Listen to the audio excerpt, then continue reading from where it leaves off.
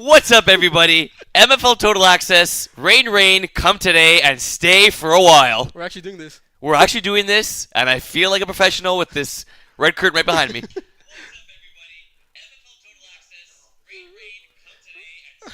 Was that me? Good call. Thank you. So Willie was listening to himself live. I was. There's That's a little pretty delay. Yeah, we have ourselves right there in front of us on the Yep. screen. You don't need This is awesome. another screen. First thing Willie asked me is, okay, so I can't fuck up now, right? Like if I say something Yeah, stupid, we can't go back and delete it. there's no like cutting it out. You Like if I whisper something or It's a little bit risky, but risk makes fun. risky for the So it should biscuit. be Eh? good. Let's go. You gotta do what you gotta do. So I have a pretty good setup here. Yeah, it was Apparently, I have cozy. people waiting to talk to us already from the Really? beginning. Eh? Wow, that's a first. There's Usually also- I'm the one going to talk to people, trying to create conversation. We have a bunch of things we wanted to talk about, do, all that. Yep. No formal structure. We'll do it the way we usually do. Oh yeah, YOLO. So, how did you feel when you first got the news of MFL being cancelled? I was sad. Yeah. First of all, I was shocked because I know we play like in any weather. If there's a volcano, a hurricane, World War III, we're gonna play through that. So I was a little bit surprised, but I guess for the field conditions, and everything, it kind of makes sense. We want it to last the season, and a little bit sad because a few players will be missing the potential championship games for their teams. But I'm glad we were able to do this. We made lemonade out of lemons. Yeah. So I'll take it. Good. Yeah, so I was upset, but now I'm happy. Yeah. Yeah. You? It was basically your decision. No, it was actually John's. Really? yeah. Okay. Yeah. Well, I mean, we discussed it, and it was kind of like a no-brainer if we wanted to have a field going forward, right? Like Yeah, there would have been like literally no field. Like we would have played out on the street. It would have been like MFL Street. Well, like the NFL street. Yeah, but like it was really not because of the unpleasantness of being able to play in the rain, because like we play under rain and like We've pouring done that rains. before. It was really for like to save and preserve the field for like the next weeks and like mainly for the playoffs. Yeah, So that was like the sole reason, I'd say. Like, yeah. we decided to postpone. I mean, Andrew was complaining about the field conditions before. Imagine if we Yeah, played like, today no, and like, then they there was got no worse chance, for yeah. next week. So Yeah. I think it was the right call. Yeah. You gotta bite the bullet sometimes. Yeah. Hopefully there'll be some snow at the finals. That'd be pretty Oh, cool. that'd be sick. Well, when's the Grey Cup played? Like no, not many people care about CFL, but Probably around the same time because November 19th. the date and our finals are the 18th. There you go. So it's gonna be literally Canadian Championship Wow, weekend. that's We'll have the gonna be cool. MFL finals and the CFL I guarantee Grey you, Cup. most people will be watching MFL than CFL. That's pretty cool, Cool actually. viewership. Yeah, that is. I think that's what John wanted from the beginning. Oh yeah, for sure. I He mean, planned it secretly that planned way. it. Yeah, of course. Yeah. We're on to his tricks. So, do we let some guests in from the get-go? Yeah, already. Do we start talking about some topics we had? We could talk. What do I you wanna guess do? we could talk for a minute or two, and then we don't want to keep our guests waiting all that long. But yeah, I just have Kevin's article here, and a good call by Brady. That that was looks like pretty Kevin funny. jinxed us, eh? Yeah. I think Kevin did jinx us. Well, Kevin, who knew Kevin had that much power? Well, we know now, eh? Do we ever? Did you see the feud about Kevin and Barbara in the comment section of something on the Facebook? I don't think so. He like essentially called her dumb or something. To Barbara? Yeah. She said, "Shut up." You know, we call that the kettle calling the teapot black. I think that's the expression. Kevin, that's rude. Wow, we got 17 views so far. Really? Yeah. Damn. Good stuff. Good stuff. Okay. So Cool. let's bring the first person Yeah, in. probably should. Don't want to keep them waiting too much longer. Okay, nice. Is Mike Jazz? Jazzer. So we got Mike Jazz as the first guest. Nice. How fitting. I love it. We should have done a little place with some bets, a little over under. Who do you think of? Oh, there he wow, is! looking good. Oh, let's go.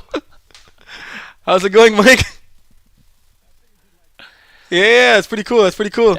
Look, it's nasty in those shades. 10 on 10. Yeah. So, Oh, yeah. They've been passed around like a dirty rug, so thanks for that. it just goes to show what a great team captain he is. Always Yes. there for his teammates, even with the shades. Oh, yeah, he's reffing in the other field, and I go, running, Mike, my glasses. They basically become everyone's glasses at this point, so thank you. So, first question, Mike. It's going pretty well. Excited to, I couldn't, just yesterday I thought I was going to have my Saturday free watching college football. We're doing something even better than that. Yeah. And Terry got me pumped for this, so yeah, I'm excited, Mike. So, how did you take the news, Mike, of MFL Saturday being cancelled?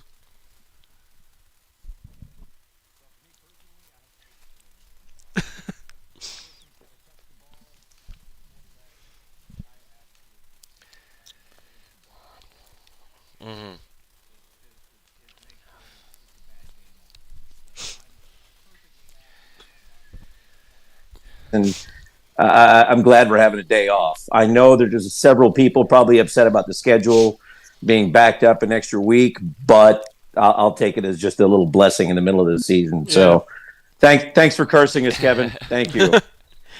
So I'll get right into it, the football question. Today was going to be a big day. Villains and Pocket Rockets were going to be playing actually right now the first of their back-to-back doubleheader game. And these two games are very, very important because when you look at the standings right now, you got 7 teams in Division 3. Only 4 make the playoffs. Pocket Rockets sitting in 4th place, while Villains sitting in 5th place, right behind them. So I don't think just goes to show how important these two back-to-back games would be, right? Like we spoke about on our show last week, and we said Villains we need to win both of them, basically, right? Win both games because Villains kind of have half a game in hand right now. Yeah. And have a much better defense than Pocket Rockets have a much better defense than Villains. Yeah. Was there a very, very thorough game plan in place for these two games, Mike? Without going into the details of I mean, I can't really give you the details because obviously without going I'm into the details. Really involved in any kind of defensive planning or anything of that nature, and that's by personal choice. I just there's no real need for me to even pay attention to that. Mm-hmm. I will say from my standpoint personally, I've actually been looking forward to this game for several reasons. Obviously, the chance to play against the both of you at the same time. I've never actually, Terry. I don't think every time I've ever happened to have played against Thunder Buddies, I don't think you happen to be on the field. Besides the fact that you're injured for the last, calendar year, basically. Mm-hmm. So I'm looking forward to that big time. Also, in the summer, I was not with Sooners when they lost to Villains, so I'm looking forward to playing them as well because I never got that chance in the playoffs. Obviously, they didn't. They got beaten by Iron Wolves going into the finals. Mm-hmm. So it's a very exciting game, and I'm really, really, really looking forward to it. It should be cool. I wonder how teams play knowing the doubleheader. I know because the game you were a part of, Mike, when we played Iron Wolves played Outlaws back to back. And the first game, DeMario threw in that game, and then he had to go, and then I threw in the second game. I'm kind of curious as I don't think we would have had a game plan, but how do you kind of play those back-to-back games? Could you keep some plays for the second game? Do you kind of show all your cards in the first game? I always find it interesting when teams play back-to-back games the same day, how you go about it on offense and defense in your first game. Well, I actually asked you the question. I'm like, should I throw a certain way in the first game and then do completely different in the second game? And you said no. You kind of just got to play. You play against one big game. Play against one 2-hour and 15-minute game. I think that's kind of the way you got to do it. Well, I mean, honestly, okay. You mentioned the Iron Wolves Outlaws game that was back to back. We were joking about how it was like one long game, but it actually had 2 outcomes to it. Mm-hmm. We went 1-1 in those situations. As far as changing the way you're playing, I mean, we obviously had to.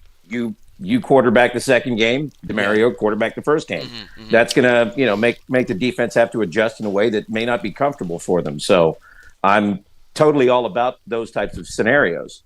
For this game, it's going to be the same quarterbacks, probably going back to back, probably not changing up too much. In a situation like this, 2 games, one you're sort of feeling each other out, and then the second game you already know each other. So it's you could have 2 completely different outcomes in the games that happen. Obviously, I'm going to say that I'm very confident in my team. We have a boatload of good players on our team from top to bottom, and I'm really looking forward to the game. I didn't really personally pay attention to the Villains much in the summer. I wasn't there when Sooners played them, and I was always playing when they were playing. So I don't know what to look forward to in that game other than they had a good record in Div 4 last season. Yeah, definitely. I want to ask you this question for Division 3. Which team, not that to say that Pocket Rockets is scared of any team, but which team do you think is probably the alpha in Division 3 right now, if any, at this point in the season? At this point in the season? Like right now, if playoffs started tomorrow, which team would you say you don't want to face in the playoffs? You hope they could get eliminated before you face them, and it'll give you a better chance of winning the championship.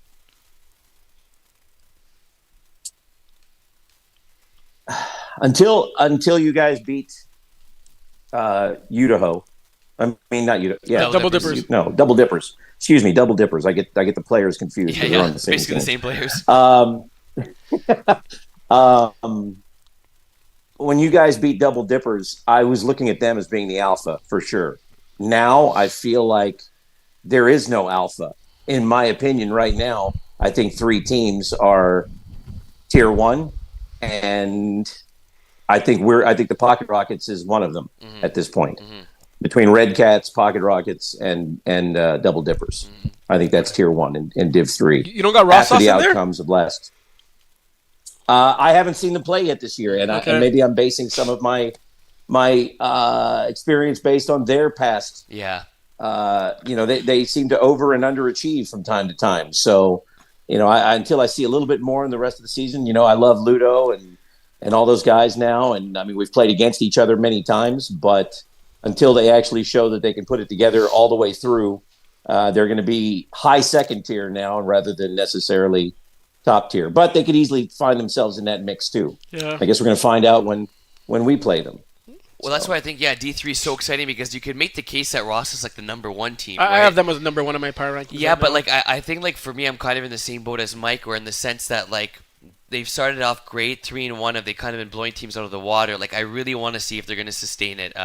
Because we've talked about it, or me specifically, I've talked about it in the past, how this roster is very good, arguably the best roster in the division, and then they seem to disappoint late in the season or just aren't consistent enough. But this year, it seems, you get the feeling that things have changed a little bit. So yeah, it'll be cool to see their next few games if they're able to keep it up. And I just think like there's a lot of teams with question marks, but like good question marks. So you look at Red Cats here. You can see them beating team, but losing to any team in the league because you can see them having an off day, but then their athleticism kind of saves them. I think there's like a lot of cool and interesting storylines in D3 this season, especially. Yeah, that's fair. Absolutely. I mean, it is what it is. You mentioned Red Cats. They're athletically top to bottom. Yeah, probably one of the best, if not the best, roster in the entire division. Mm-hmm. Yeah. And then Phoenix now, and Mustard Tigers probably been the biggest disappointment just because of how strong this squad is. But they were missing some players, sitting at 1-4 right now. Do you think the season's over? I guess I could ask both of you guys that question. Because Mustard Tigers got Double Dippers next, and they have Pocket Rockets. There's going to be two tough games coming up the following, because we're keeping the schedule the following Saturday. A long break in between games, and they're probably going to drink after the first game, like we talked about last week on the show. So yeah. I think it's at least. You got to win one if you're Mustard Tigers. You want to kind of get both these games, but it's two tough opponents, Double Dippers and Pocket Rockets. Yeah, to me, I think that the top 5 teams are just too strong for them right now, and it's going to be tough for Mustard Tigers. They're going to have to pull in like a string of a lot of consecutive wins, right? Like I don't think they're done, but like I would really be surprised if they end up making the playoffs. That's fair. Yeah, I mean, in Mustard Tigers' case, when Brian doesn't show up, I think obviously that's a detriment to their team. He's clearly their most experienced quarterback. Thomas, he seemed a little lost on Saturday, and then Victor came in, and I don't even know how many times, if any, that Victor's ever even played quarterback. Yeah. So I mean, he obviously used his athleticism as best he could, but the experience wasn't there yet, and obviously the results for their entire day kind of show that. I mean, that's all I can say. Yeah. Unfortunately for them. All right, Mike. It was a pleasure to have you on. We have a long list of guests, so we'll get to the next one. Hopefully, absolutely. We'll see you next Saturday. To watching everyone else. Hey, we started off with a bang. That's the good thing. We started off on the right foot. Let's see if the next guest could be able to have the same standards. Live up. Yep. All right. Thanks, Mike. All right, guys. Thank you. See you later. See ya. Hopefully we actually see him on Saturday next week, eh?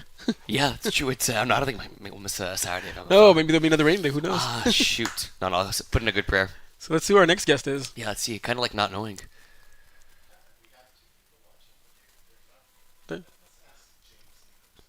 All right.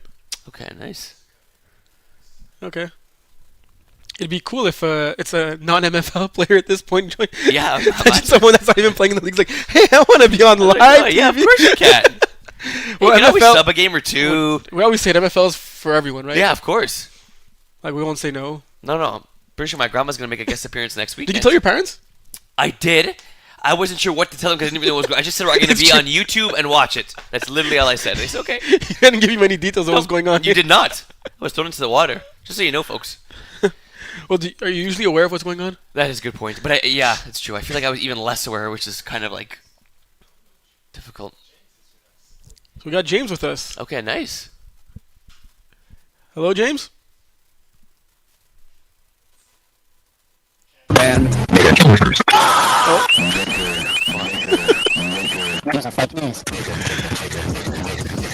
Well, that was Yeah, okay, so we got bad stuff there. sorry for that, folks. Yeah, sorry. People being brats. Nothing better to do on a Saturday. We don't like that. Yeah, I knew that you didn't ring a bell, eh? No, definitely not. We don't. So that's MFL definitely is an not MFL for person. everybody. No. Well said. He's woken up too soon. Where are the Idaho guys? Yeah, There true. was a bit of a feud in the comment section before he Yeah. went live. That was pretty funny. Yes. Yes, exactly. So we have Alexis Ferrand joining us. What's up, guys? Hey, man. Hey, well, Wolves. How's it going? Good yourselves. Good. What was the first thing you did this morning when you woke up, knowing that it'd be a different Saturday than usual? I actually went to the gym since I didn't go to a flag football game. So You had started stretching. Did you stretch before going to the gym, or you just started your stretches at the gym? Actually, I did my mobility and stretch. Well, not stretching, but mobility and flexibility training today. So Okay, good. Nice. Good stuff. Yeah. Good stuff. Always gotta stay active. prevent injuries, For sure. And we know with Iron Wolves we've had 6 players mostly every week, Yeah. so we don't wanna try and make that any worse. Nope. So, Alexis, long-time Gros Coq player. Gros Coq, who's like a perennial team in this league since like its creation. Not coming back for this fall season. You were on the free agent market for a D1 team. You decided to settle with the Iron Wolves. How has your experience been so far?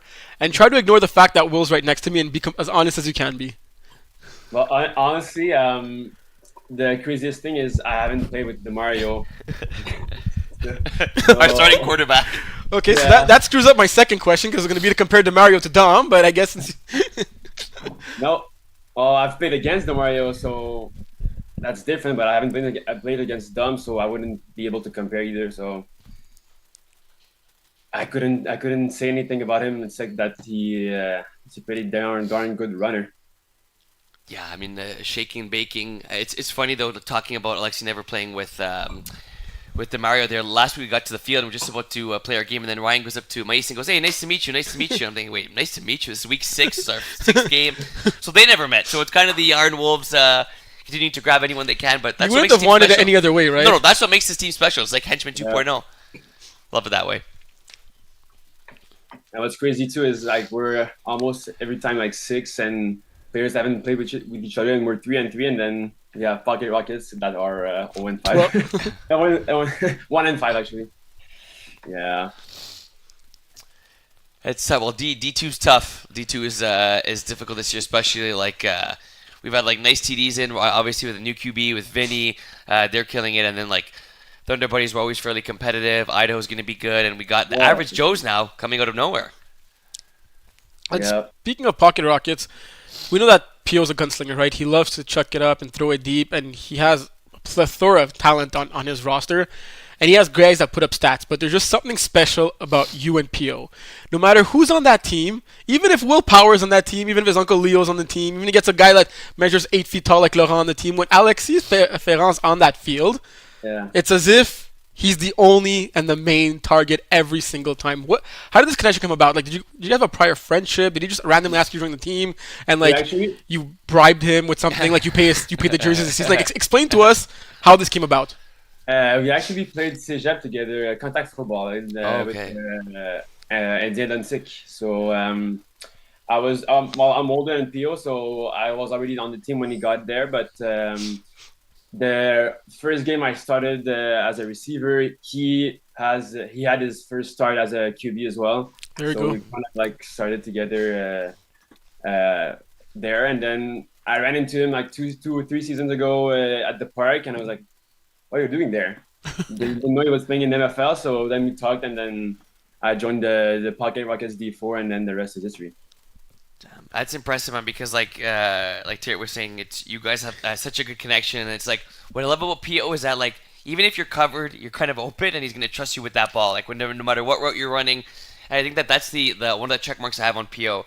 Is he's gonna throw his picks, but he's also gonna throw his TDs because of it, because he trusts his receivers and especially you, no matter the situation. Well, you don't get the rewards if you don't take the risk. Yep. So Yeah. that's, You didn't get many rewards this year in D2 though. It's been more. It's been a competitive division. But honestly, the last game was like the best game we've ever played this season. Like I think we turned the ball at maybe like once, but that's it. We didn't check it downfield that much. We just took what the defense gave us, and we got the dub. That was a huge win against Average Joe's to get your first win in the season. The season, right? Like Yeah. I mean, I don't think you guys are technically mathematically eliminated if you go on a 4-game win streak to make it 5 in a row. You could probably squeeze in the 4 seed. I mean, even 4 and 6 is possible, but yeah, I think we did the math, or Leo did the math, and it's possible, but like we're just focusing on just next game. And one win at a time. Yeah. Politically correct NFL answer, right? Yeah. Well, it's true. You start thinking ahead, and it becomes a mountain, but now you make it a little molehill, and exactly. You can't see the whole picture. You just go one at a time, And to help you win each game at a time, what's your favorite pregame meal for that? Pre-game meal. Well, I usually take a pre-workout before a game. Surprise. And I always eat the same thing every day when I go to Le Bear, or I eat my chicken, broccoli, and rice. Okay, nice. So even when you're not playing, you got to keep that. Yeah. Do you ever get bored of eating the same thing? No, because I know why I eat it. I see the goal, so I don't mind. It doesn't matter. Yeah. And I cheat during the weekend. I cheat Fridays and Saturdays. Yeah, like Willie, he cheats Monday to Sunday. And then he eats McDonald's. He eats McDonald's every day, so he doesn't get fed up of it. Sometimes he alternates and he goes to Tim Hortons or like Five Guys. If it ain't broke, don't fix. That's my go-to line. Simple as that. Like if I did that, like Willie, I would be like 300 pounds. So like, it doesn't suit me. I need to watch what I eat. That's why. Yeah, I wonder if you'd healthier if you'd gain weight instead.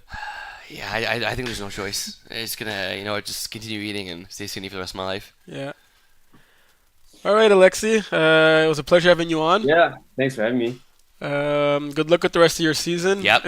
And we'll see you soon. Big doubleheader, Iron Wolves next week. Let's get it. Let's go. See you, man. See ya.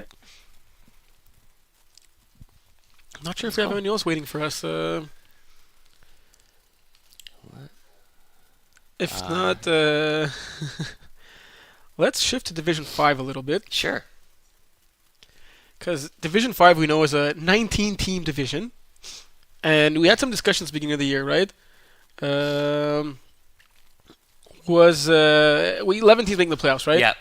And we kind of discussed it. We said that the parity between, like, yes, there's some teams that are going to be, like, probably too strong for the division. A few teams that are going to be maybe too weak for the division. But the majority of the teams fit the mold of what we wanted to see in Division 5. Yes. And I feel it's pretty much playing out that way. What are your thoughts? I agree. I think that like there's a few teams that have like surprised me and that I thought would have been middle of the pack and a little bit better. Like Big Booties, for example, they're sitting at 4-2. I wasn't super high on them after I think it was like week 3, week 4, but they had a great win last week, and they've won 2 of their last 3, or I believe it's actually 3 of their last 4. And you look at like they won 4 of their last 5. They started off 0-1 and they tallied off a few straight wins there, so it's big for Big Booties. And you look at like teams like on the outside looking in, Los Politos, Balzac Ertz. Well, just top of Los Politos. Yeah. Safe to say they overachieved this season already with 3 wins, right? Like, and 3-7, you'd be like, that's a success for them. 100%. And like this is a team that's like, it's not the Los Politos of old, where it's like, yeah, okay, they're gonna be fairly competitive in most games, and then like at the end of the game, other teams are gonna come up. They're favored in some games. Like, how rare is that? Like, there's some games where we beat them to win. And I think that their mentality right now is not just, hey, let's try to score a touchdown. It's like, let's actually try to win the game. Yeah, 100%. And I think that it came with like a few reps, a few seasons, and all that overtime. Like, they understand the game of flag now. They have a positive differential. Like, let's take this moment to clap. I was clapping already. Yeah, like minus, I think Blue Badgers are the clear favorite right now. We may be asking ourselves the question, Blue Badgers, Phoenix, that question has been answered. minus Blue Badgers were the clear favorite, and you look at the bottom of the standings, you got Binet, who are clearly underachieving, I believe, that like we thought they'd be stronger at this point of the season. Yeah. Drama Club is Drama Club. Yeah. Then the only one-win teams are Low Expectations, Dancing Zebras. Dancing Zebras being one of those free agent teams, but Yeah. have a boatload of talent on that team, right? Yeah, totally. Like, they're a pretty solid team, and I just feel if maybe they had more roster consistency and maybe a better, especially at the quarterback position, they'd be more dangerous, I'd say, because you got Ian Carlo, who has past experience. Remember playing with the Heisenbergs? Yes. 11 touchdowns, 17 interceptions. It's like I don't mind a QB having a 1-for-1 TD to interception ratio in that division. Yeah, it's a little much though. But yeah, that's closer to 1.8 now. It's a bit much. But look, this team has Cordell and Devontae, Yeah. who are absolute ballers. Yeah. Never personally seen them play, but from what I hear, they're Every very game Devontae gets a pick, so yeah. And Cordell gets like 3 touchdowns or something. So yeah. I feel you got to simplify the offense. Just put it into your playmakers' hands. Yeah. And Let them do the work. yeah. Keep it simple. Kiss. Yeah. But looking at not to deviate, but go to Blue Badgers now. If you look at the points against, Harry's bananas, especially for this division, giving up 6 points, 13, 8, 0, and 0. Look, if you want to talk about them a little bit more, I asked myself this They're giving question. up 5 points a game. 5. Yeah, I asked myself this question. I'm like, did we make a mistake putting them in Division 5? Like, obviously fit the cap, but MFL always reserves the right to be like, no, you guys are too strong, go up a division.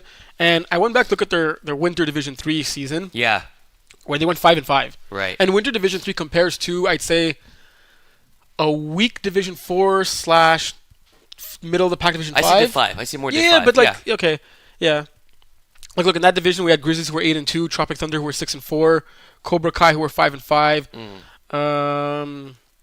That was actually the year the Cyclones had like a almost like a undefeated season, right? They got moved up to Division 2 here. Who would ever knew? And now you can see actually this is something we've been trying to do for a long time, that's but it's awesome. just so much work. So Is it your computer or my computer? it's my computer, obviously. Is your computer plugged in anywhere? That's a great point. Wait, abracadabra. Doesn't work that way, Willie. Doesn't work that way. That's not magic. Ah, shit. Okay, nice. So I see TD Hunter's here, TD Hunter's there. I think I got Goldrick waiting on the line to join. We're on cue. Let's go. The golden man himself. Do you have to speak in French? You could speak in English. I can speak in English. Hey, let's go. Perfect. Hey, Goldrick, how's it Hey, going, nice man? jersey. Let's go. You get brownie points. Woo! You get a high five. Give us a high five. There you go. Hey, let's go. Nice. Did you read it on the screen, or you just happened to have your Yes, jersey I on? read on the screen. Okay, thank That's you. a man who I comes like prepared. brownies. Before we start, for those who did not tune in to the last Brassard episode, I strongly suggest, yes, it's a MFL Brassard, but we have Goldrick, who's our MFL Saturday Montreal special analyst, who makes a guest appearance on every single show. So it's actually like Brassard / Montreal, because we got Goldrick representing us on that show. Yep. And the last episode, or the one before that, I believe, he had a special segment where he compared MFL Division 3 Saturday to Brassard Sunday Division 2, and he worked some magic, some mathematical model with some a bunch of analysis, and he ranked. You love that, man. Those math Yeah, I was busting a nut the whole time watching the show. He ranked the top 5 players at each position with both leagues combined. Really? It was really cool. Wow, that's yeah. Gotta go watch that. Thanks for telling I me sent there. you a bit of it. Remember? Yeah, I was probably pretending to be too busy, but that's Yeah, awesome. I Good know. I stuff. know you. For some reason, you try to like veto. Well, I hope Matt Brassard. paid you good money for that. That's good stuff. But we joked about it, about maybe it was like my way to get money out of it. So my name could be on the budget, but we were joking about it. And because of the difference between the league, between the amongst the teams and the competitiveness, it's not the same thing in each league. Mhm. We called it the player that has the most impact in the game by analyzing their stats either on the receiving, but Yeah. on defense too.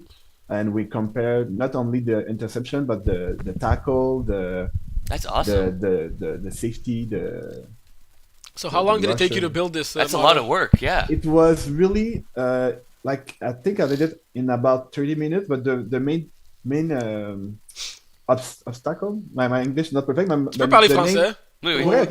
Nos auditeurs francophones, on peut Parfait. changer. Yes, sir. Let's go, represent. Le premier défi pour vrai, ça a été de savoir comment j'allais faire pour mettre les stats de MFL dans mon tableau Excel. Tu t'as fait Puis, comment? j'ai fait juste copier-coller. Ok.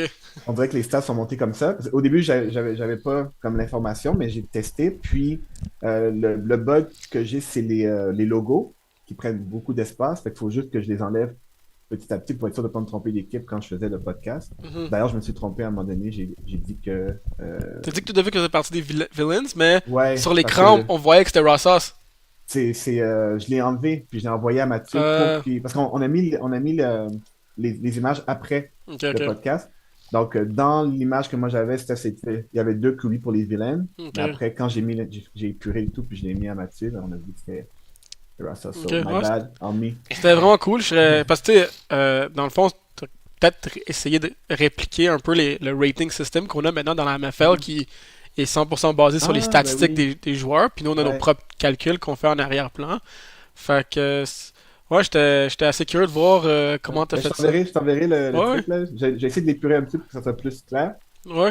Mais après ça, je t'enverrai. Puis j'avais fait justement avec les équipes aussi. J'avais comparé les équipes qui avaient le plus de chances de gagner dans Yeah, leur even like a power division. rankings of teams. Really? Ouais. That's Ouais. crazy. You'll make sure Do you I need translate. do I need to Yeah, translate for you? translate all that to like all 2 minutes to me after. Okay, we'll start now to not go backwards. You have a question But for yeah, me? just question. Talk about TD Hunters, right? Because Yeah. you're wearing that jersey and everything, and you have a few players on the team that I know, and I play with them in Brossard. And I refed your game, actually, your last game. You guys were on a bit of a losing streak. You guys came in, you beat Drama Club. Drama Club, and you got definitely a good team now with some speed and some players that complement each other. What are your thoughts on your season so far? Because you have Justin that I've seen play the last few games. Great guy on offense and on defense, and you guys seem to be having a better connection the more you guys play. Shamika, a very fast rusher, very passionate about the game, and yeah, a lot of studs on the team as well. How do you feel like your season's going, and how big do you think your last win was? Because you guys were on a bit of a slide at that point. Mhm. Mais pour vrai, le TD Hunters, c'est une excellente équipe. Mhm. Comme, déjà, avec la progression qu'on a par rapport à l'an passé, Mhm. l'an passé, je parle automne, quand on a fait la demi-finale. Oui. Mais le problème, non, avant de parler de problème, l'avantage qu'on a cette année, c'est qu'on a quelqu'un pour chacune des positions. Mm. On a Shamika qui est une excellente rusher. On a enfin tu sais, quelqu'un qui peut aller chercher deep comme Justin, des Oui. bonnes mains qu'on n'avait pas la dernière fois. Mais là, cette année, pour vrai, on a deux gros problèmes. La première, c'est que on n'a pas la connexion qu'on avait l'an passé. L'an passé, on s'entraînait durant les semaines. Cette année, on s'entraîne pas du tout parce que tout le monde fait d'autres sports. Tout Oui, ça. exact. Donc, qu'est-ce que ça fait? C'est que ça amène le deuxième problème. Nos routes. On a 3 langues dans l'équipe, français, anglais, espagnol. Et si tu savais, c'est une tour de Babel là, pour communiquer. Là. C'est fou, fou, fou. Puis, vraiment, si on pouvait réussir à juste tout avoir le même langage, ça serait fou à quel point on s'améliorerait. Mais on le sait, puis on vit avec, on est là plaisir. Pour l'instant, pour vrai, je suis content de notre saison parce que à travers nos défaites, il n'y a jamais personne qui blâme l'équipe ou qui tourne That's le dos good. ou quoi que ce soit. That's good. Mais on sait qu'on est supposé être plus haut que ça. On sait que vous parliez tantôt de Blue Badgers. Oui. Blue Badgers qui a 27 points contre, je pense, cette saison. Yeah. Puis eux, pour vrai, comme j'ai le goût de dire qu'ils sont blessés parce que à chaque fois que j'ai joué contre eux ou que j'ai vu les stats, on dirait qu'il y a quelque chose qui fait que il y a comme une aura qui fait que l'équipe performe pas. Et c'est vraiment ça qui s'est passé contre Blue Badgers. Autant le match que j'ai joué avec eux, contre eux plutôt, puis le match contre Phoenix, je sais pas si Kevin nous a raconté, genre on avait une équipe de D7 contre Blue Badgers. C'est fou. Comme il y avait les subs qu'il y avait, puis... Ironiquement, Kevin a garanti qu'il allait gagner ce match-là. So. Ouais, j'ai entendu ça par ici, mais ça s'est pas bien passé du tout. Genre, il est allé chercher le dernier sub comme last minute, puis c'était comme... je connais pas le monsieur, puis tu sais, j'étais très content qu'il soit là, mais c'était pas le niveau de Blue Badgers qu'on aurait voulu avoir pour cette game-là. Mais tout ça pour dire que c'est ça, que c'est vraiment une question de performance. C'est genre performer au moment où il faut qu'on a comme problème. Puis on va essayer, on va croiser les doigts pour que ça aille bien. Genre comme la game que j'ai jouée contre Mathieu, Oui. avec Low Expectation, première demi, on a performé. Deuxième demi, on dirait qu'on s'est juste éteint. Fait que là, on a juste laissé passer des mondes, manqué des tackles. Mathieu, lui, a trouvé les trous qu'il fallait trouver pour marquer. Fait que c'est des choses comme ça qui arrivent. Puis on va faire notre possible. Là.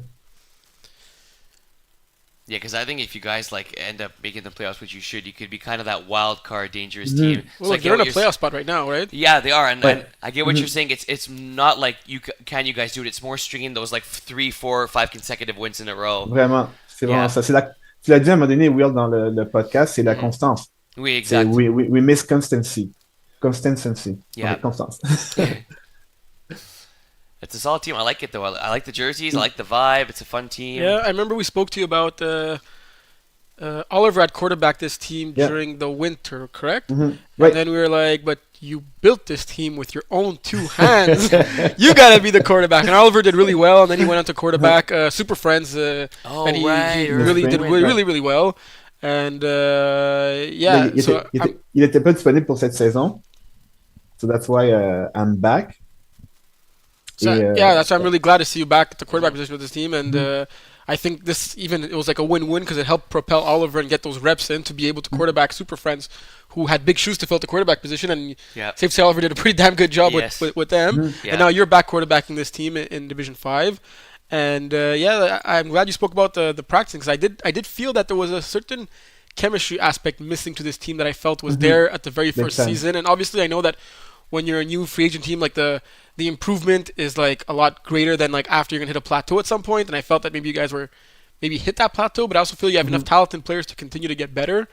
So maybe you guys need to start practicing now. Like today would have been a good day to go out in the rain and practice, right? With the Oh, man. being eliminated. Yeah, I'm not sure how motivated guys would be or girls would be to do that, but Yeah. Parce que moi, j'aurais été. Genre, I love it. All right, Goldrick, thanks for joining. Really appreciate it. Yeah. We won't Thank forget you about for those the branding invitation. points with the Yes, jersey yeah, on. you got it. You got it. I'm Great to sorry. hear from you, and hopefully we'll speak soon. Waiting for that Excel document. Thanks. All right, see you, Bye. man. What a great guy. eh? Good stuff. Always has a big smile, lights up a room. Yeah. I like him.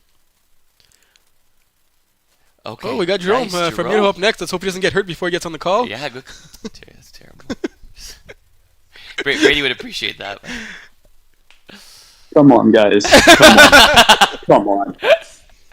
Hey, Terry said it on me. We can't see you, but we can hear you. You'll be on I see soon. you wearing Text pink. me? Yeah, we see you Hey. now. We're good. Yeah, we're not Okay, wearing okay. pink. Why aren't you wearing pink? I don't recognize you when you're not. Yeah, my jersey's in the laundry. My Yeah, bad. my mom didn't do my washing this week, so I feel you. How's it going, man? Doing great, doing great. So the day off probably helps you, eh?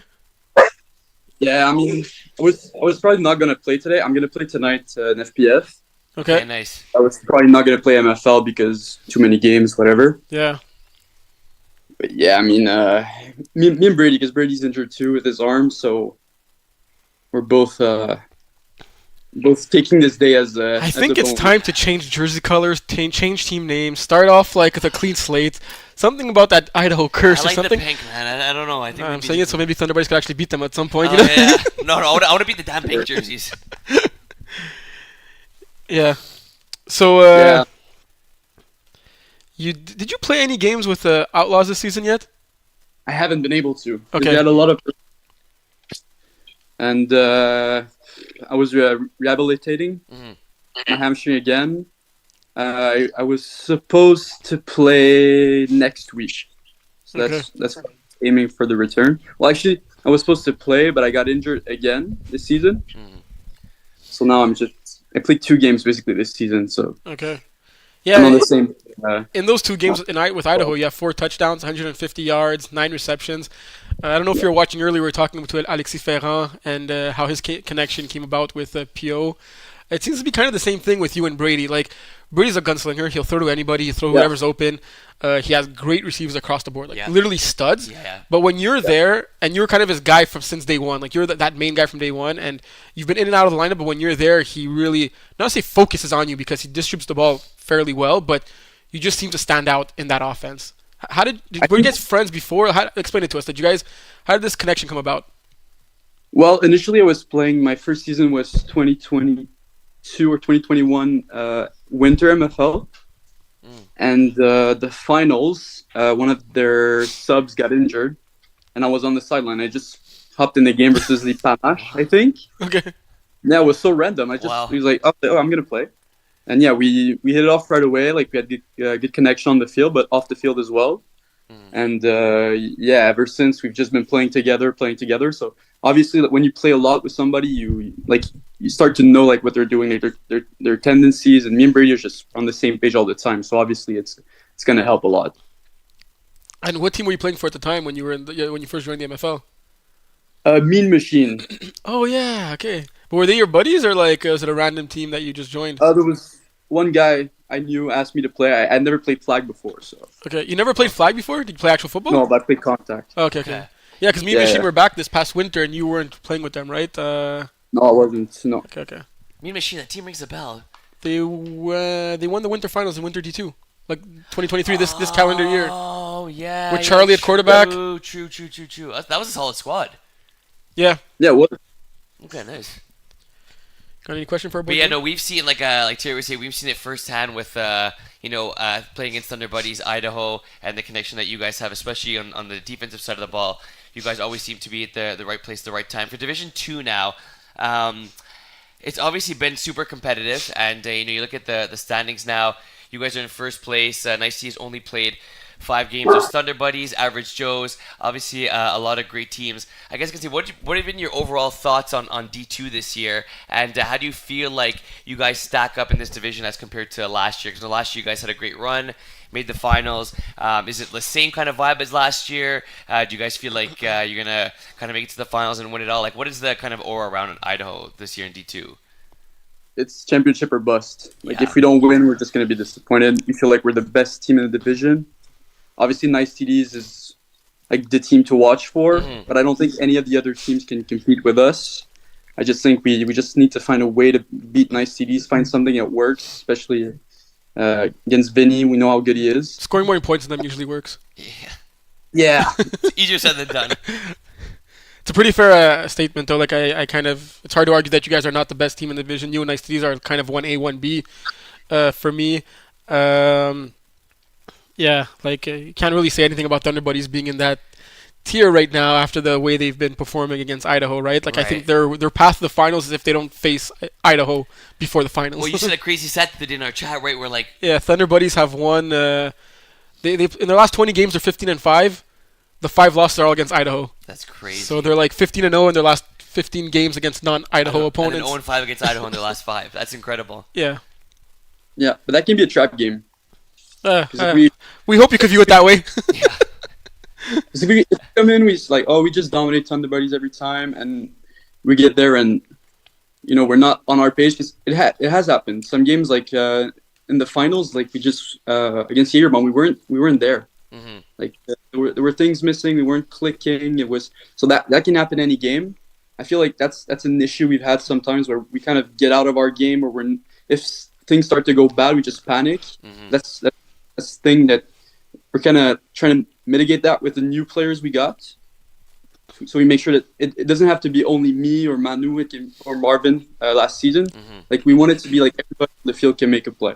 Yeah. And we take a lot of time like building our roster. It's really important for us. One thing I find you guys you do well is that you really know the line between confidence and cockiness. Like I feel you guys are super confident, but none of you strike me as a cocky, like disrespectful team. Like you guys respect your opponent, but you're confident that you're better than your opponent, and that starts with Brady. Like Brady, like his leadership, the way that you speak to Brady on and off the field, he knows he can beat everybody, but he doesn't have that like aura of cockiness or he's There's not like guaranteeing a victory before it starts. Like Kane a dick, maybe because he's our friend that we view it that way also. Sure, but like he's confident, but like you feel it's like a respectful way, and I think it just transcends down to like the whole team. And you spoke about building that roster, and like when you guys stole Manu from us, like it was like a great mold, like a great addition to like that mold of your team, right? Like Rory, you. Manu, now you got Gab Boucher this season. Rooney. It's pretty impressive, yeah. Like it's very, very. Even though Rooney's becoming a little more cocky, I think he started talking more trash than I've ever heard. He's been playing a lot better since I've ever heard him this year. He's always been a baller, but like, yeah. I'm looking at the team stats here, and Brady's completion, yards per completion is about 12. I thought it'd be higher than that, honestly. But looking at yours, you're at 17.1. What's your favorite route to run in that offense? Like, if Brady just told you, I'm going to no matter what on this, you run your route, tell me what you want. We need the first down or the touchdown. What's your absolute favorite route? I know, for example, Will loves running a wheel. Like, Will's route is his favorite route. By far. What's yours? There are 3. Okay. There are 3. Let's hear them. So on short situations, most likely going to be the hook and out option. Okay, I'm So writing it down. Yeah. between Okay. me and Brady, I just read the defense. Brady puts the ball where I'm gonna go Perfect. for maybe like 10, 12 yards. Always gonna be that crosser over the middle. Yeah. It's so hard. It's so Yeah. hard to defend. Like, guys have to like the other team has to know that it's coming, and most of the time they don't. But we know it's But coming. it's a And we play- just, like honestly. Yeah, I mean, you probably can't stop it even if you know it. But no, but Yeah. it's a play. And obviously the wheel's probably the best route in the whole of flag. It's the best route. Just when you're running it, like you just feel like you're so zen and like you're lying on the beach yeah. there, and you run the up, and it's the ball's there, and it's like the sun, and yeah, I feel you, bro. I feel you, trust. And for you guys, big game against Average Joe's coming up, and yeah, like we talked about, like Average Joe's sneakily becoming a fairly good team. So I think like you talk about chop games maybe when you play Thunder Buddies, but like I could see that being a chop game too against Average Joe's. Absolutely. Yeah. Because Iggy's has that offense running, and they got ballers, and I think Jason's still like he's been playing some wide receiver on that team, so I don't think so. maybe just the one game, eh? Because I know he played one game as a receiver. Yeah, well, Iggy threw last season in D2 with Yeah. Marvels, and it didn't go well. I think he was adjusting to the smaller field a lot, but this season he's been really good. Like since he's taken over, but I think he's more confident in his receivers. Mm-hmm. But there aren't many guys who are smart like Iggy, who know the game like Yeah. Iggy, and that's always something like you don't expect Iggy to throw any interception anytime. Like, Yeah. he makes mistakes, as everybody does, but he said as much as possible, and that's always hard. Very high football IQ. He also has a roster that's a bit more talented and plays to his strengths too. Like you've played I think a full season with Iggy, if not two, in FPF, and I think in one of those seasons he had like maybe one interception all year or something like that, like some ridiculous stat line. I think it was 3, but it was like 55 touchdowns and over 2,000 yards. Yeah, and yes, the wider field definitely helps. Is more quarterback friendly, but like you said, like you're seeing it now. Iggy has 28 touchdowns to 10 interceptions in 5 games. The That's guys a great. he's never thrown to before, right? Yeah, Like, to guys he's literally never thrown to before. I don't think he's ever thrown to any of these players. Maybe Stanley on Iron's one converter here and there, Yeah. but besides that, and yeah. But that Average Joe's roster we knew was a solid roster, right? Yeah. Like that team was not a D3 team in the spring season. So, it's gonna be a fun finish for sure. Yep. all right, Jerome, thanks for joining us. Yeah.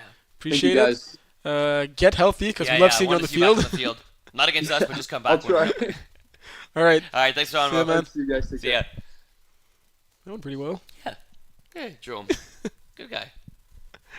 Yeah, hopefully we see him back on the field. Not the same. There's a few guys, in MFL. It's not the same when they're not there. Yeah, Like- you're one of those guys, right? Hey, I appreciate that. Thank you, thank you. We got our boy Small Valuquette Valiquette? Nice. coming up next. So let's pull up. So I'll sit back. You translate, and then I'll speak in English, and you translate again. He maybe wants to speak English. Hi guys. Hey Small, Hey. ça va? Ouais, ça va bien? Non, Ah, c'est pas le Team Jersey qu'on parlait. On voulait que tu mettes. Surtout, c'est pas la bonne semaine pour porter ça, je pense. Qu'est-ce qui s'est passé contre les Cowboys? Oh, come on. First time on the show, that's what you do to me? Oh, you would have done the same. So, yeah. comment tu t'es senti en sachant la nouvelle que t'allais pas, que ça a été annulé aujourd'hui à cause de la pluie? Honestly, I was kind of sad. Want to see the field again after all what happened last week. Yeah, I'm happy that you guys took it seriously and we can move on and play football. Yeah, we don't have to talk about it unless you want to talk about it, but Well, like I said, I think it's something that we all have to go over it. I think it's done, and I hope everyone's gonna move on. turning the page. yeah. Yeah, exactly. And yeah, going forward, it'd be nice if stuff like that don't happen again. But Yeah, for sure. For sure. But what I want to talk is our drama club just increased its level so much these last week. yeah, well, we have a lot of things to talk about you because you're on so many teams. That is true. Before we get to drama club, I wanted to ask you very quickly, how is it playing with Kevin? It's nice. Kevin's a nice guy. Honestly, I hate him. I hate him as a ref. I hate him as playing against him, but playing with him is nice. Yeah, He I is a can good see team that. player and a good captain, eh? Yeah, for sure. And when the snap is not perfect, he's always like, "Oh, it's all right. Don't worry," and makes me change a little bit from what Oh, yeah, happened it's true. last week- Usually the- last season. Usually the snaps are perfect and you still get shit for it, right? Tell me Yeah, about for it. sure. Well, that's a given. I mean, come on, I'm calling a spade. So yeah, let's go to Division 4 because I was speaking with Nico in the off season, and he was telling me it's a bit embarrassing how talented this drama club roster is, and you guys are like having trouble like not being last. Like you look at your spring season, you guys ended the season 2-8, only won 2 games, and we could agree that this team has like so much experience. Like you, Nico, Ben, Roxanne, I'm missing players, and now you guys are actually playing somewhat to your level, and you're sitting like right in the mix of the Division 4, seventh out of 13 teams, 3-3, positive 19 differential. You guys just came off a huge win. Forget about all the blah blah stuff and the unsportsmanlike things, but that win in itself, like football wise, 44-36 against secure top shooters, who have a lethal, like a good offense. Yeah, they do. Yeah. And a good defense too. Like they're very smart defense. The way this game was described to me was that the experience prevailed. It was your flag football experience that got you guys the victory in this game. You played to your strengths as a flag football team. You used what was there. Roxanne, I think, went 10 catches, 3 touchdowns in this game. I think we both know firsthand, even you do, how like dangerous. And I think Roxanne's clearly underrated in this league. Like Roxanne is a great snapper, and I think any quarterback would benefit from having her at the snapper position. Nico, 70 yards, a touchdown. So like, I think this drama club team is finally performing to its abilities. I'm glad to say that because for the past couple of seasons, I feel Will had been hating on you guys a lot more than you deserved. No, rightfully so. Yeah. So what way too changed? good What changed? A couple of things changed. First, we had Ben Faubert, who's a total he's so good. He just came in the league, and honestly, he was D5 last season. Now he's playing Division 1. Yeah. So yeah, he's a huge addition to our team. And I think what's changed a lot is we have a lot more trust. Like I trust my receiver way more. Like often I just do like the drag or a little route, and they give me the entire field. So that's something I'm really, really into it. Like just getting every receiver some trust that I can like throw them the ball and just wait for it. On that particular game, sorry guys. Tu peux parler français aussi parce que Will comprend pas. Will comprendra pas, mais je ferai la traduction. What'd you say? Il n'y a pas de problème. Mais dans le match contre l'équipe Marvin, parce que j'ai aucune idée comment prononcer leur nom d'équipe. Secure top shooters. C'est la grosse différence, ça a été toute la première demi, ils ne couvraient pas Roxanne. Ils ont vraiment joué le physique, on va y aller. Donc, ils sont allés sur des gros joueurs, des Brian McSweeney, sur Ben Faubert. Je disais, mes top receivers physiques étaient tous sur des joueurs qui sont incroyablement athlétiques. Donc, c'est pour ça que j'ai dû rely beaucoup sur Roxanne. Puis, justement, cette équipe-là, moi, la façon que j'ai approché le match, c'est qu'il était vraiment supérieur à nous côté athlétisme. J'ai remarqué qu'il faisait beaucoup de man. Donc, en man coverage, c'est facile. Mettons, j'utilisais Ben, le petit, sur des drags parce que ça te permettait de traverser tout. J'essayais d'envoyer tous les autres joueurs ailleurs. Yeah. J'essayais vraiment de créer toujours une séparation. Puisque vu qu'athlétiquement, il était beaucoup supérieur à nous, il fallait que j'arrive à me trouver un petit trou pour réussir à gagner des verges. So what he said, oh, you understood? Yeah, I'll see. I'll answer you. But yeah, I feel like that's a route I was gonna say. You and Ben have great connection, but that drag route too, you always float in the perfect spot. He goes, he waits for the rush run. Like I feel that always gets you a first down. Every time I see you guys play, that route works to a T. Yeah. Yeah, for sure. And one of the things that I think you just hit the nail on the head with your ball distribution, how you were trusting your players more. Because I don't know if you remember, I just got a flash of some criticism I was giving Drama Club in the past season, is that it was like he was only throwing to Nico, or like it was only Nico and Ben, and then everyone else had like single-digit receptions. Now you got like 4 solid people with Nico, Ben, Roxanne, and the other Ben that you have great weapons. So that's good. Before we run out of time, I want to talk about Bearhood because I think you've mentioned it a couple of times. Early in the season, you were worried about the quarterback position with you not being allowed to throw on that team with David St. Jean in the lineup. Now I don't think that's a worry anymore because you guys are sitting at 4-2. You've won your last 2 games, and I think Dave St. Jean has a combined 10 touchdowns, 2 interceptions. Those games has been looking like phenomenal for you guys, really molding into the quarterback that we expected him to be. He's been playing great, and you guys are literally on fire right now. You want to talk about your quarterback and your team in Division 5 a little bit? Yeah, for sure. But David had a big issue at the beginning of the season. That's where I was wondering a little bit. Because he received the ball from the snapper, and the first thing you think about always is to run. Yeah. Try to avoid the rusher or anything. So he wasn't looking at any short route. And we all know he got a great arm. He can do the entire field easily.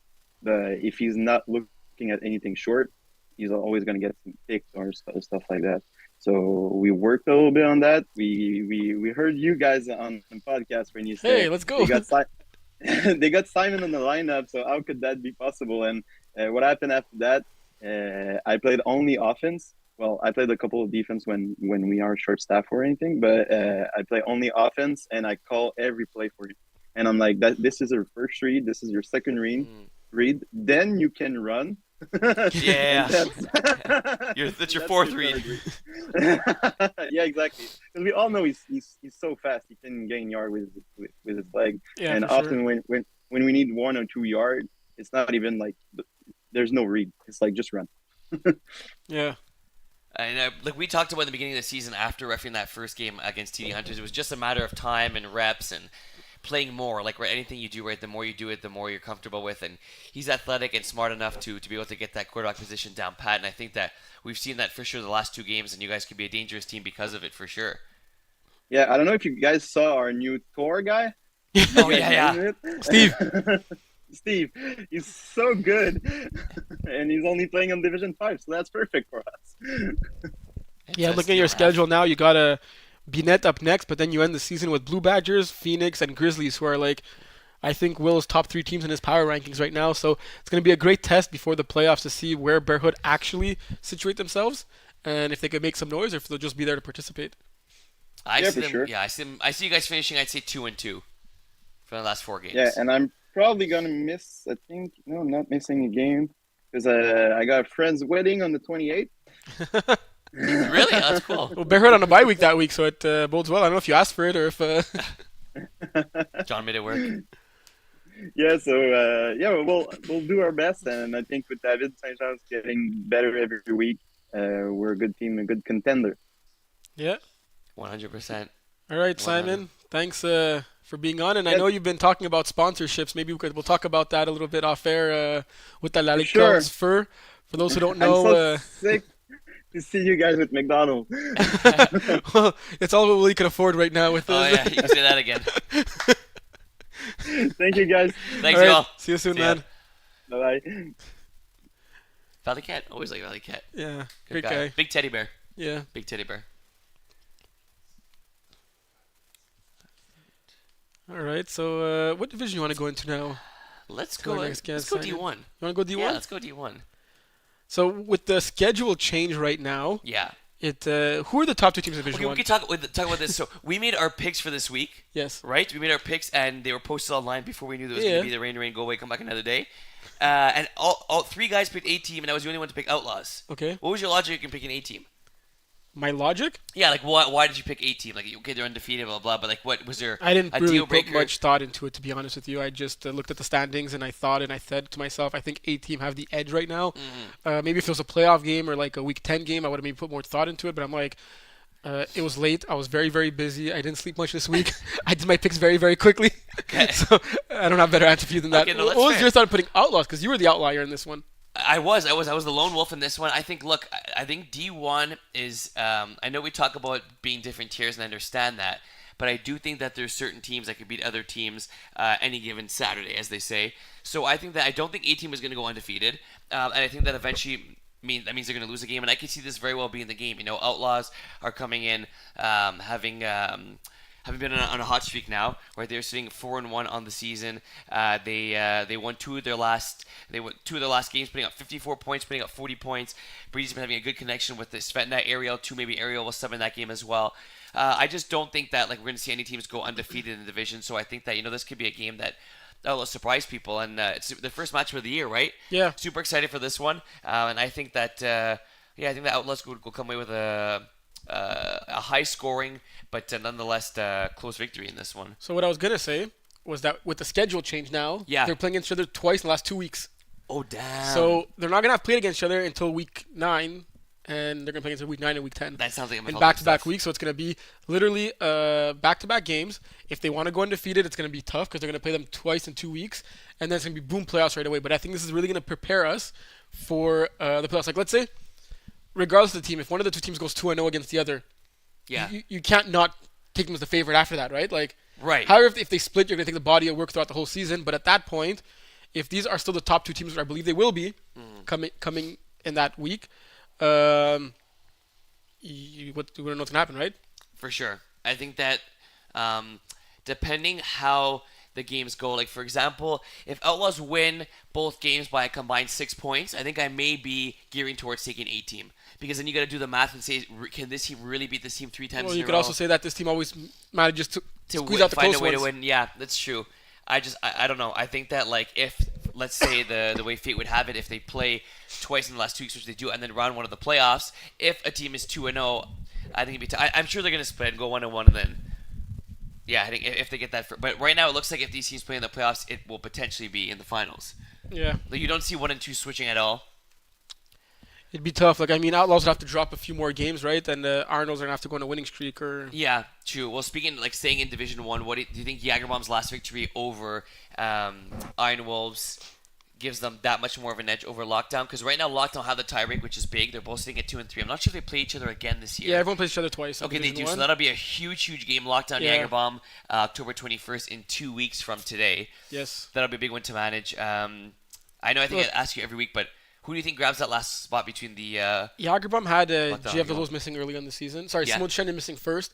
Then he came back. Then GF missed, and I don't think they played more than like one game with them both in the lineup. 5 weeks in, and that was their biggest worry, right? About Yeah. moving up to Division One. Right now they're in Division One. 5 games in, they're sitting at 2 and 3. I don't think. I think that's like a win for them, right? Especially knowing how many times each of those top two, like they're clearly their 1A, 1B superstars of this team, right? Right. Looking at their schedule going forward now, they got Arnold's, Outlaws, Lockdown, Centurions, A team, right?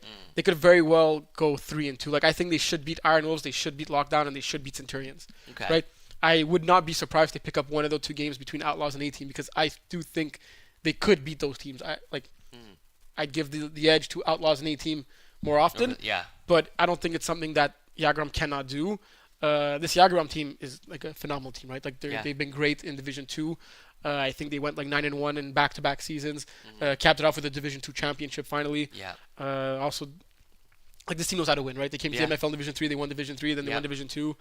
They're one of the favorites in Division Four with their farm team right now. Yeah. So, Amazing show. like I really give the edge to Jagerbomb being that 4th team in the playoffs. That's fair. That's fair. Do you think you? I think you can even make the case, like, from your point of view, the 3rd best team. Right? Yeah, I think but yeah. It's interchangeable almost. Yeah. Yeah, I think it's going to be a really, like, unfortunately, I think Centurion's going to be tough there.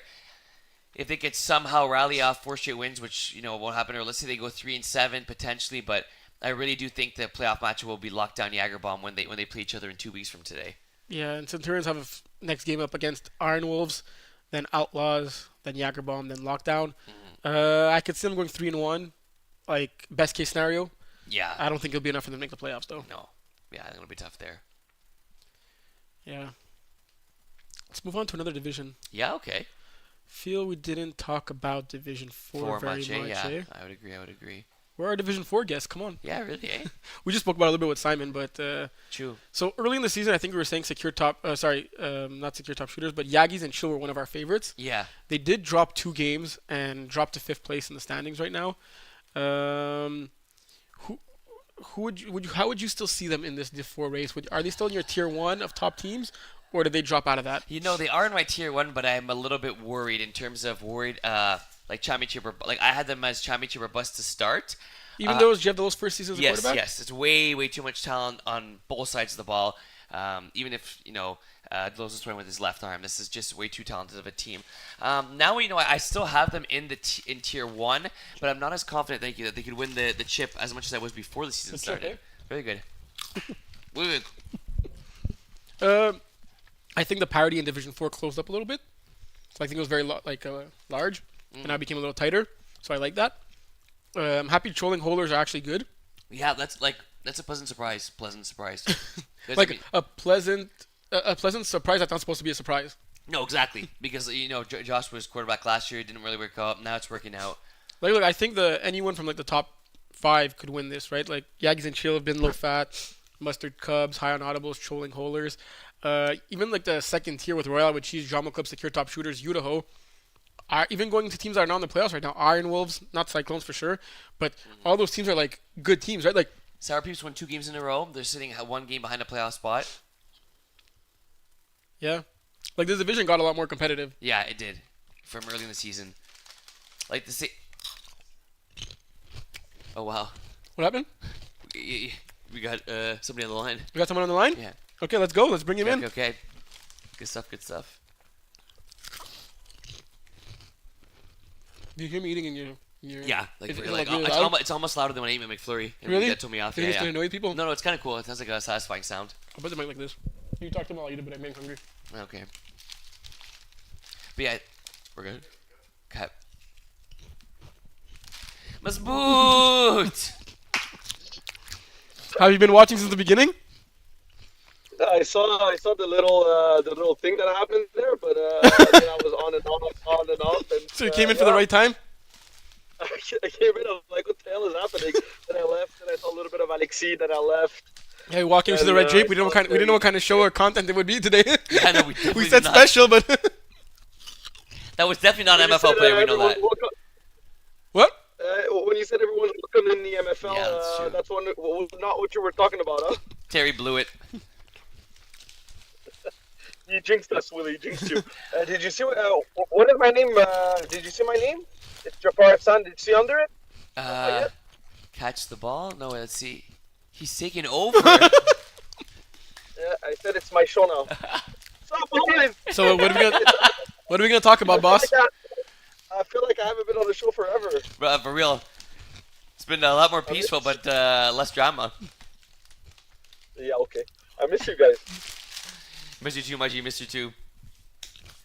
I'm not sure what division to talk about because you haven't played too many games this year. I think was it just the one MFL game you played last week? I believe so. Yeah, I That was refed the a first couple game? of them. But, Yeah. But yeah, that was my first game. Yeah. I'm taking a little off season. Trying to get a little something. Yeah, I heard it. Trying to get healthy. Trying to get healthy. We got We're getting Jerome. old. We got Jerome 2.0 on the show. Yeah, for real, eh? We're not all young like you and can eat whatever the hell we want. So yeah, gotta Preach. take care of the body. So where are you off to? Running some errands here and there. But yeah, I had something ready for you guys. I don't know if you guys want to do it though, but it's my show, so I can take over and not even ask you, right? That's true, and we're always ready. Don't forget. Yeah, I know you're born ready. But there you go. Yeah, so let's try to do something. So we Yeah. got Timber I'm first. not even gonna ask you if you want to. But let's try to do something. Yeah, so I thought about something. It's fantasy season. Everybody loves fantasy. I'm bad in math, so I would like to try to practice my calculation and stuff. So I'm proposing you to do a fantasy team. We're gonna go on a draft. You're each gonna draft a quarterback, wide receiver, and a defense.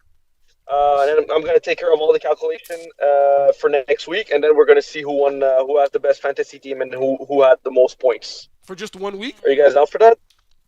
For just 1 week. For next week. Next week. Okay, got you. I just Next have one suggestion if Next you would allow it, but it's your call. I know what your suggestion is, and I was going to come up with this.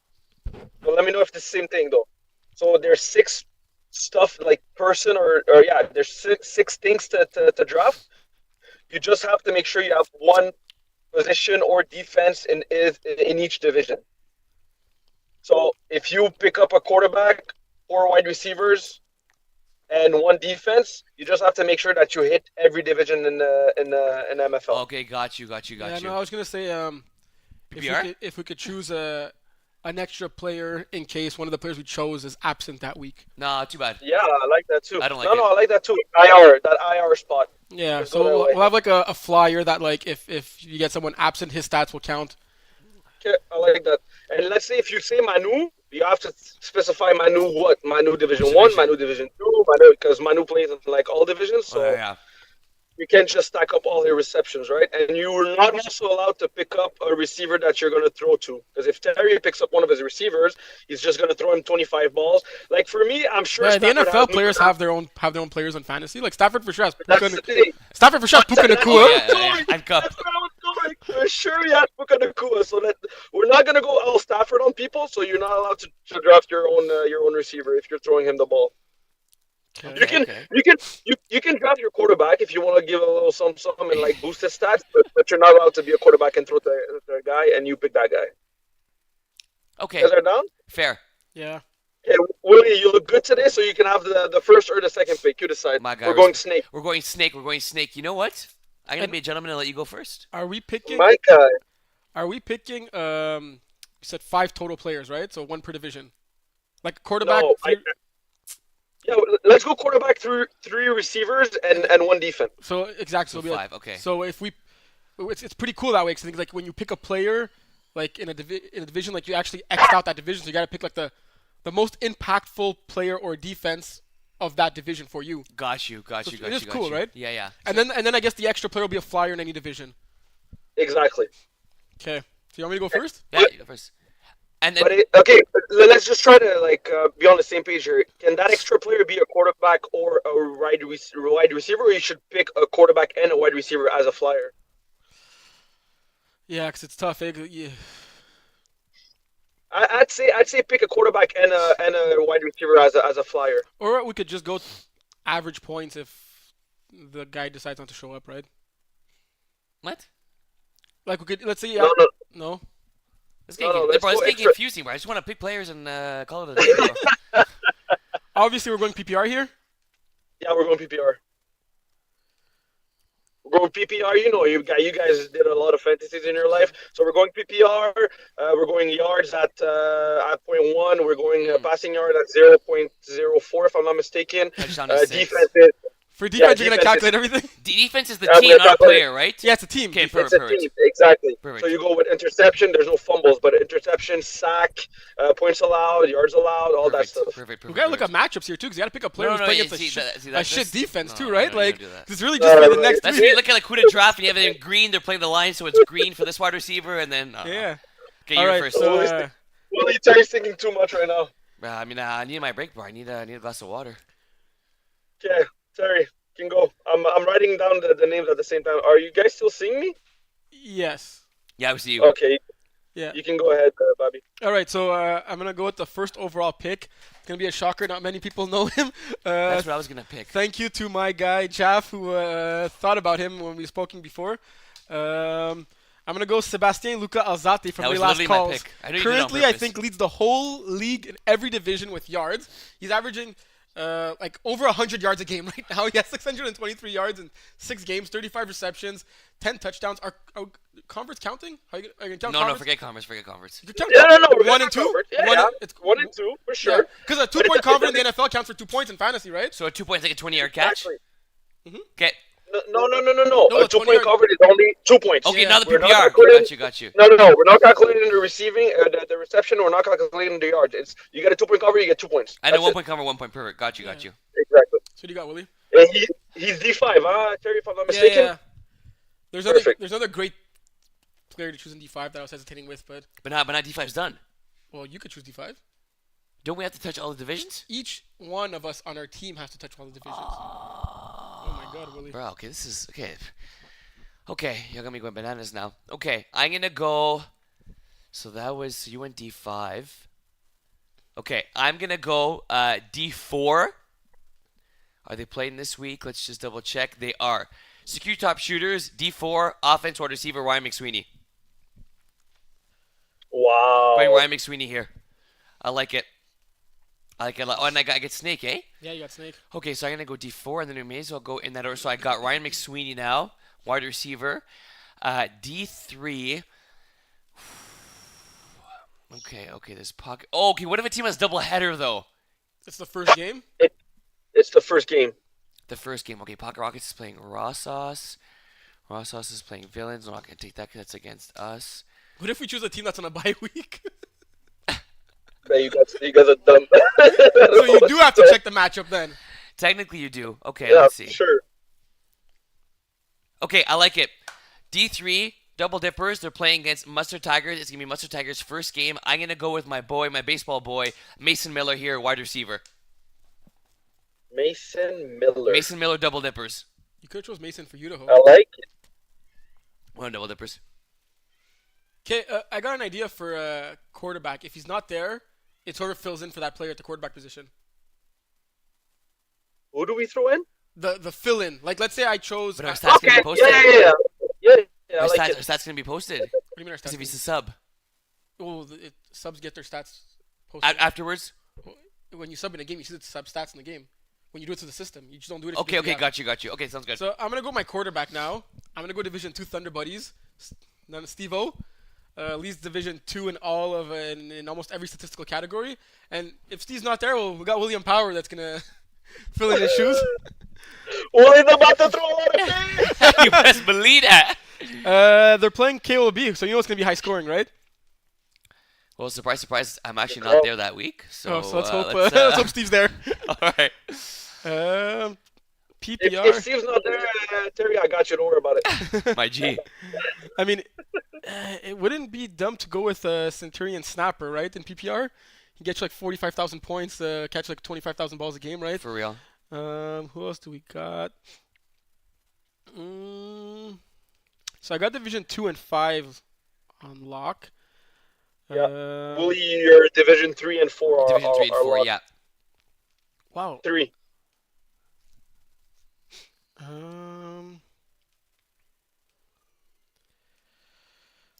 Okay. Oof, I got a good one. You got a good one? What division is it? 5. Okay. Okay, I'm gonna go Division 3 with Nick Eagley from Red Cats.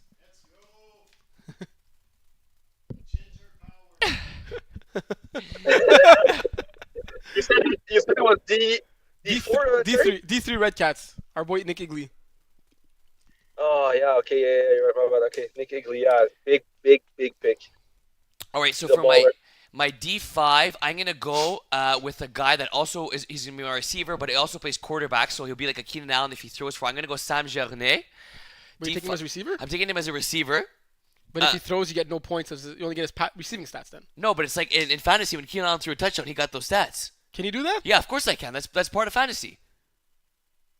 When Keenan Allen That's a good question. when Keenan Allen threw a touchdown when I had him, Yeah, he got but stats. the only thing is that Sam Jarnes, his position's QB. It's not receiver. He's played more quarterback there than you go. receiver. So you can't take him as a receiver. Yeah, but he's eligible receiver. It's like No, he's, you can't take him as a receiver. It's No, like you can't pick up Mahomes and put him at Receiver. at No, but- receivers. but Gernet has played. Who's the quarterback of this team? It's Jarnes. / No, Mario. Jarnes is the quarterback of this team. Like, so you can't decide to put him at receiver. You can put him as quarterback, and if he catches receiving touchdowns, you'll get those points as well. Nope, not doing that. All right, D5. See, you guys. I mean, look, if you guys don't want me to win, you can just give Terry the banner right now. But okay, fine. I'm gonna stick with D5, and I'm gonna go. Oh my God, come on, Willie. I'm going. I'm making up the rules on the spot. I'm going Ben Faubert D5. Is that okay, or because he threw one pass, he's not allowed to be a receiver? Ben Faubert D5, wide receiver, Bearhood. Ben Faubert, I'm gonna go Valley Cat's boy. He's gonna catch 3 or 4 touchdowns from our boy Dave St. Jean. So I got D5, I got D3 and 4. D2, I'm going my quarterback, none other against us, Vinny Galano. So I'll make sure he throws at least 10 TDs and gets me and burns me deep. So Vinny Galano, D2 quarterback. I think defense is more important than we think. I know you're making jokes, but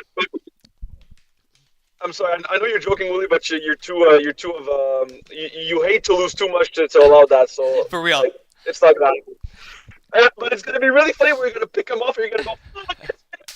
See, that's gonna be really fun. That'll be. Bro, we're so dumb. I won't be there, bro, for the 3rd time.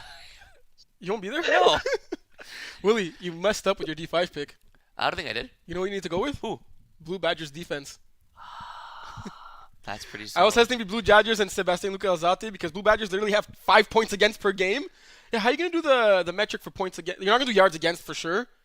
Are you gonna do? You have to do points against though. You'll like. Yeah, why not? I can do the yards against. Why not? Okay. Well, like I said, the NFL yards against like in fantasy is like different. Yeah, we'll just cut it in half because it's half the field, right? Yeah, but the length of the game is different too. It's. But don't be texting us We'll Sunday talk night this telling us week. we're Don't doing this worry about math, it. bro. We'll talk this week, Terry. Don't worry about it. At the end of the day, you're probably gonna calculate everything. So, So we know who's gonna win, right?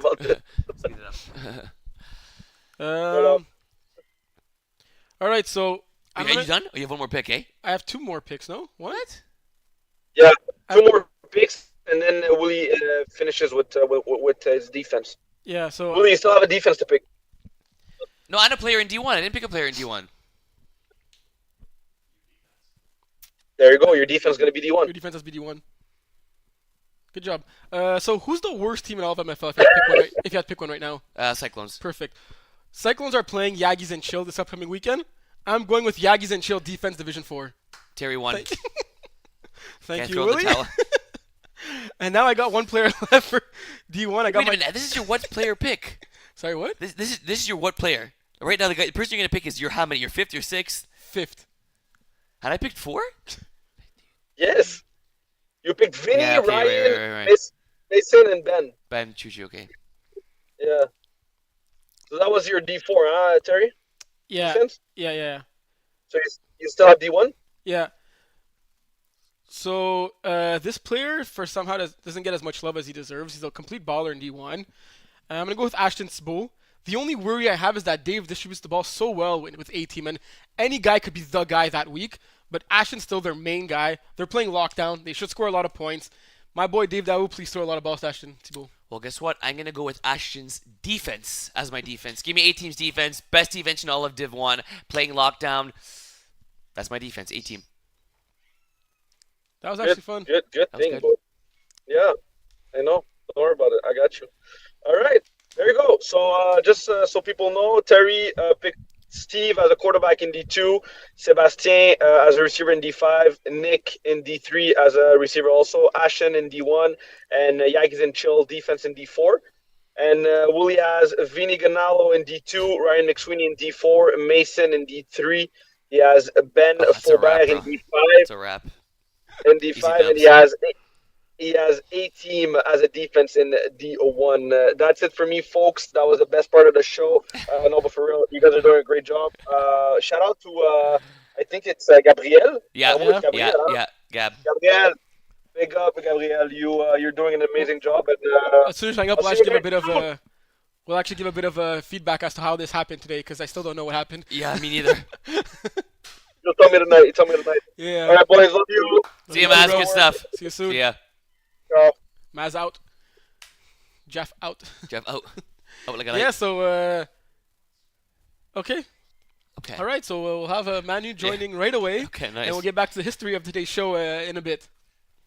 Is this my new D1, D2, D3, or D4, or Brostar D2? What's up, boys? My man! It's a big What's dog. up? What's up?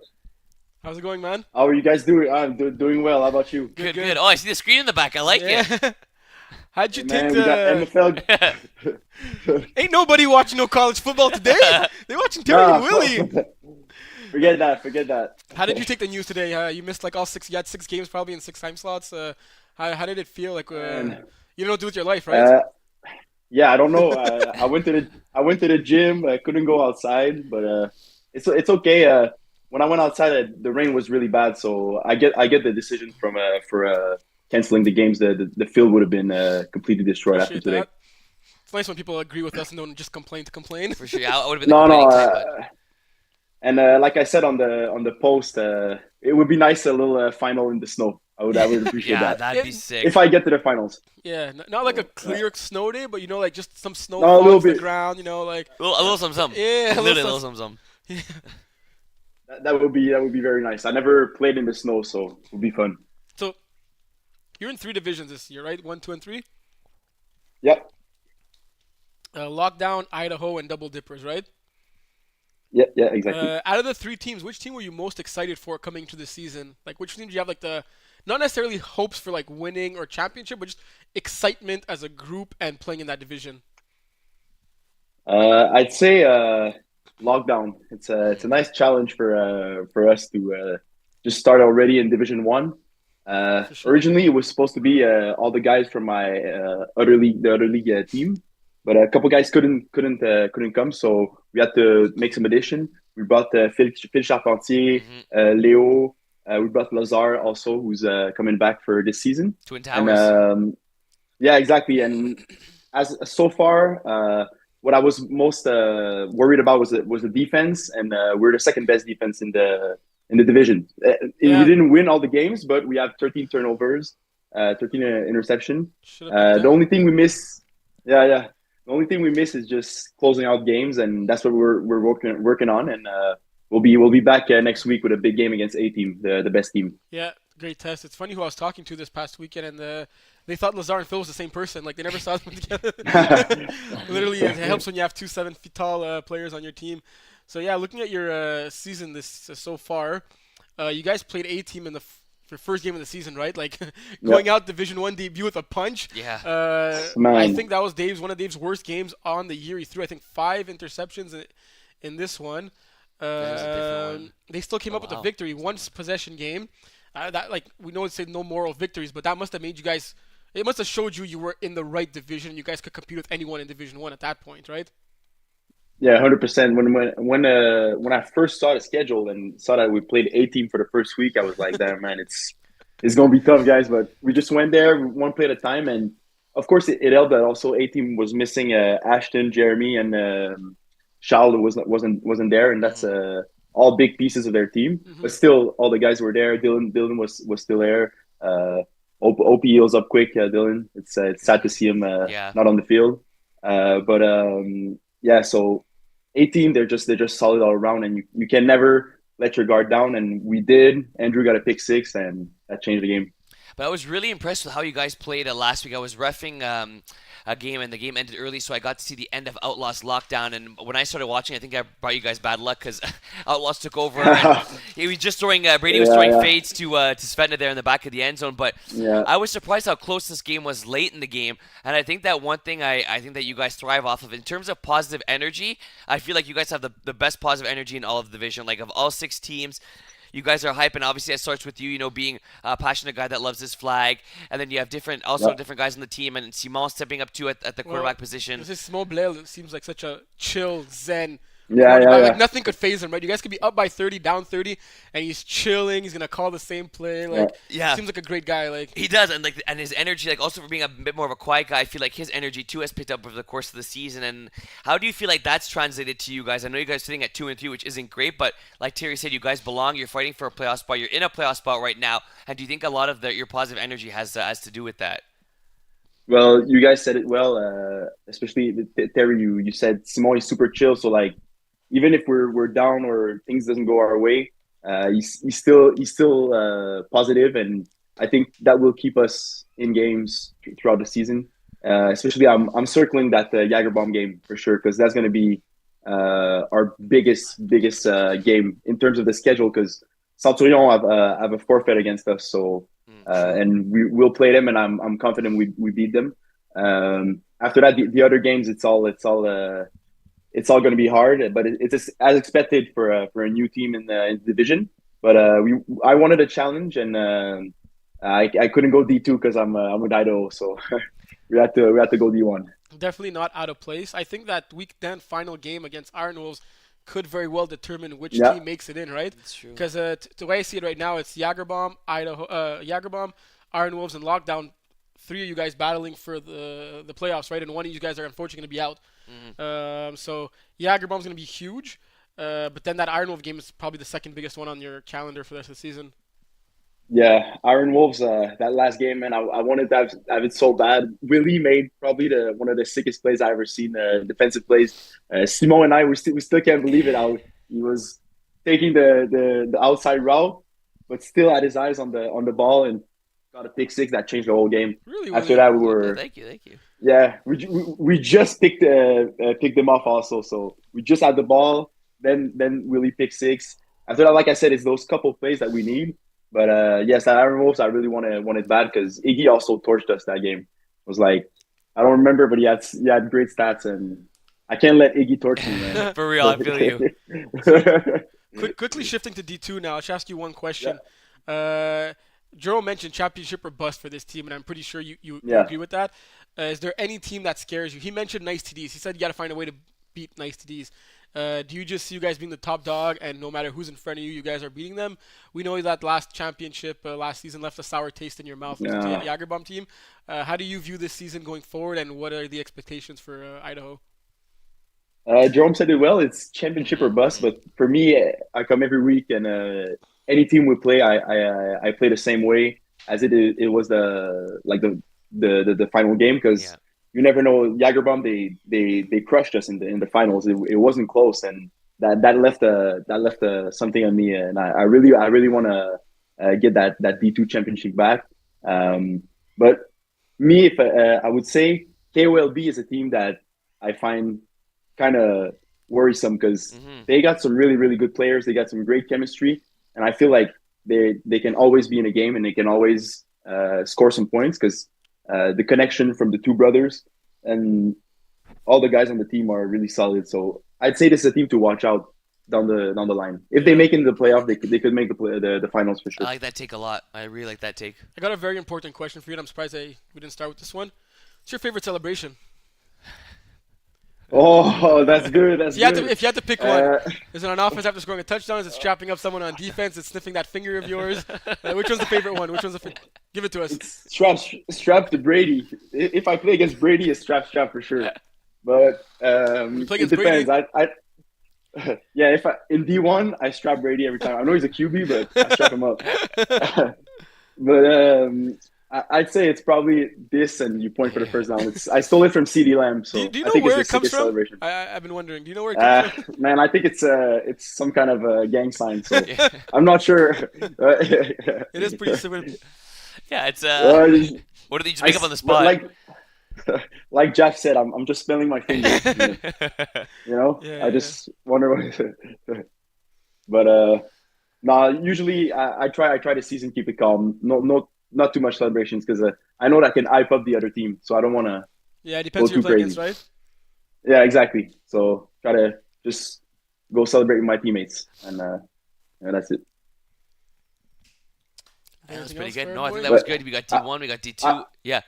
I have a question for you guys. Yeah. It's a shorter segment, but who would you say it could be any division?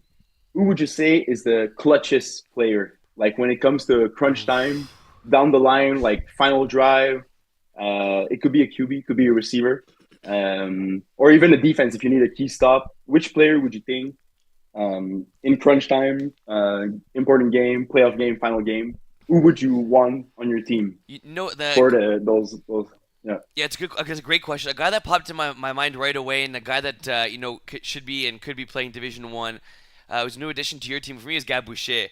And I feel like you look at him in D3 and look at him in D2, and he just kind of makes these plays where he's so quiet on the field, you almost feel like you can target him, and it's the complete opposite, where like he makes these catches that he shouldn't be making, and I feel like his football IQ is through the roof, and he knows what he has to do when he has to do it, and I just feel like he's a guy that doesn't make mistakes. Sure hands, 4th and 7, go with him on a post on in. He's gonna make your the quarterback feel as if it's gonna be a first on no matter what. Even defensively too, very smart tracking the ball. I think he's good at baiting QBs. So yeah, in terms of clutch and making a play when the time is needed, I'm gonna go Gab Boucher. Yeah, it's really. I like that take. I like that. Yeah, I like your take. A little underrated take because I don't think Gab Boucher gets the love he deserves. No, that's true. It's really hard not to go with Steve-O and his 5 championships in a row in Division 1, right? Because you know how hard it is to win a championship. You know how hard it is to win in Division 1 specifically, and then adding that two elements together and then winning 5 in a row on top of that, I just have too many flashbacks of clutch moments. So that some of them were easier than others. Others needed overtime to win, right? So I just have so many Steve to Smuda, obviously Steve to Svetna, Steve to Marvin, in 4th and situations or in overtime, and it's hard not to think of a more clutch player than Steve if you think about MFL history wise. That's fair.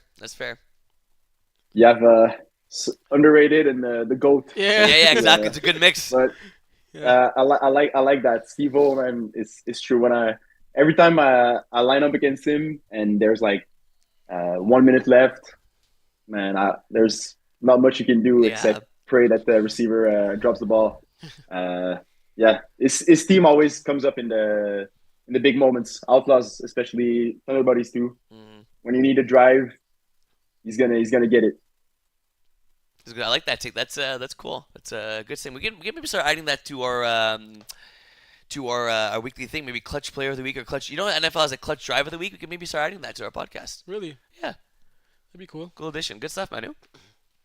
Hey, anytime, boys. Anytime. I love being on, and since that last playoff episode that we did at the Mike Jazz Plays, really would like to come back on the pod. Talk with you boys anytime you need. Quick question, Manu. Who's your if you had to pick one player, one defense, who's your clutchest player in the league? Quick.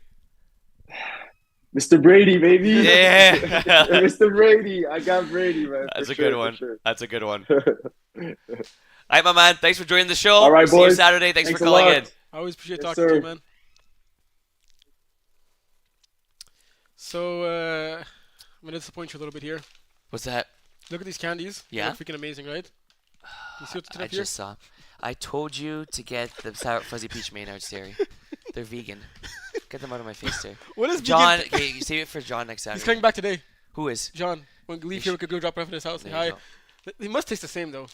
Are you But gonna try it? No, it's important with my candies. You have to let me. Like, I'm not an expert in Okay, many but things, but I'm an expert in what's candy. vegan candy? Candy that tastes like dump. That's what vegan candy is. Tastes like what? dump. Dump. Yeah, it's Okay, try vegan. one.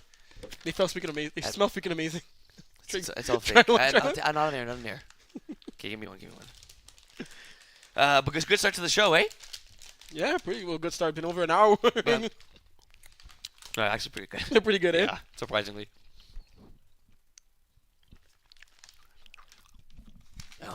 Yeah, those are better than expected. Want a little break? Yeah, take a little break. Take a little break. Check the college football scores. I'm gonna charge my laptop. It's at 21%. Back in what, 15 minutes? Yeah, maybe let's say 10. So we're not done, folks. We'll just be back. 10 minutes. Gonna try out these vegan candies. Same place, same time. See you in 10 minutes.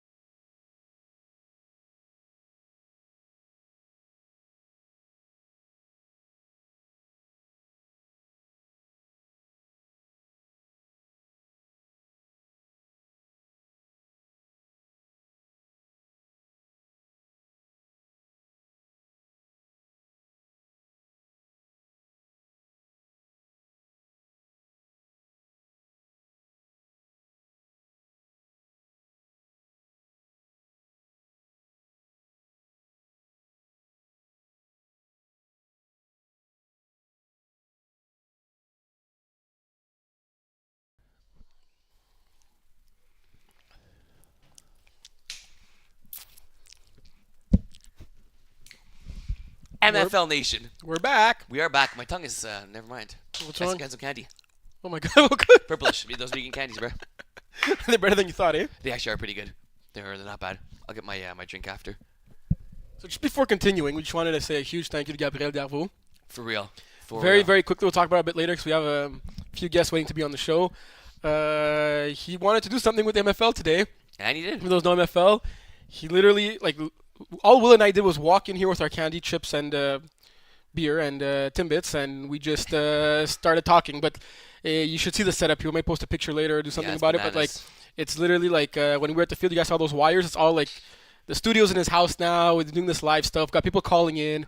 Like, I didn't know this stuff existed. Like, thank you so much, Gab. For real. Like, he's just awesome. Yes, awesome, great guy, smart guy, very friendly. Gonna give him a big hug afterwards. But yeah, there's wires everywhere, like coming out of our ears, our mouths. It feels like snakes on a plane, but like snakes on the ground. With cats jumping in between. Yeah, literally. I'm surprised the cats are not. I know, for real. But man, those cats are cute. Gotta love cats. Yeah. But yes, big shout out and thank you for bringing it to work. And I think we got Brady waiting to be on. Is he still in Barbados? Did there something? Is it okay I said? Did you answer? Yeah, I think so. Let me see. Well, I just have to say it's okay.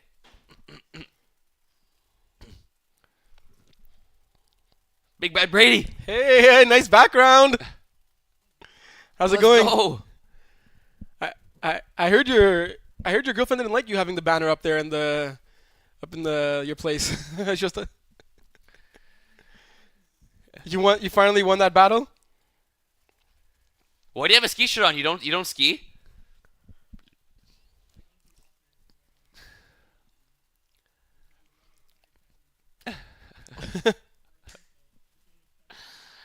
For sure. I like the sweater, ski club, but you don't ski though. I don't pick you as a skiing type.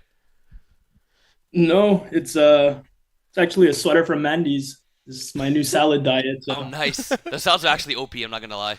Were you cheating on your vacation? Oh yeah. How did that go? It went well. Your trip was good. Good time, relaxing. Nice to get away for a bit, but a few partying or not really? A bit. Okay, nice.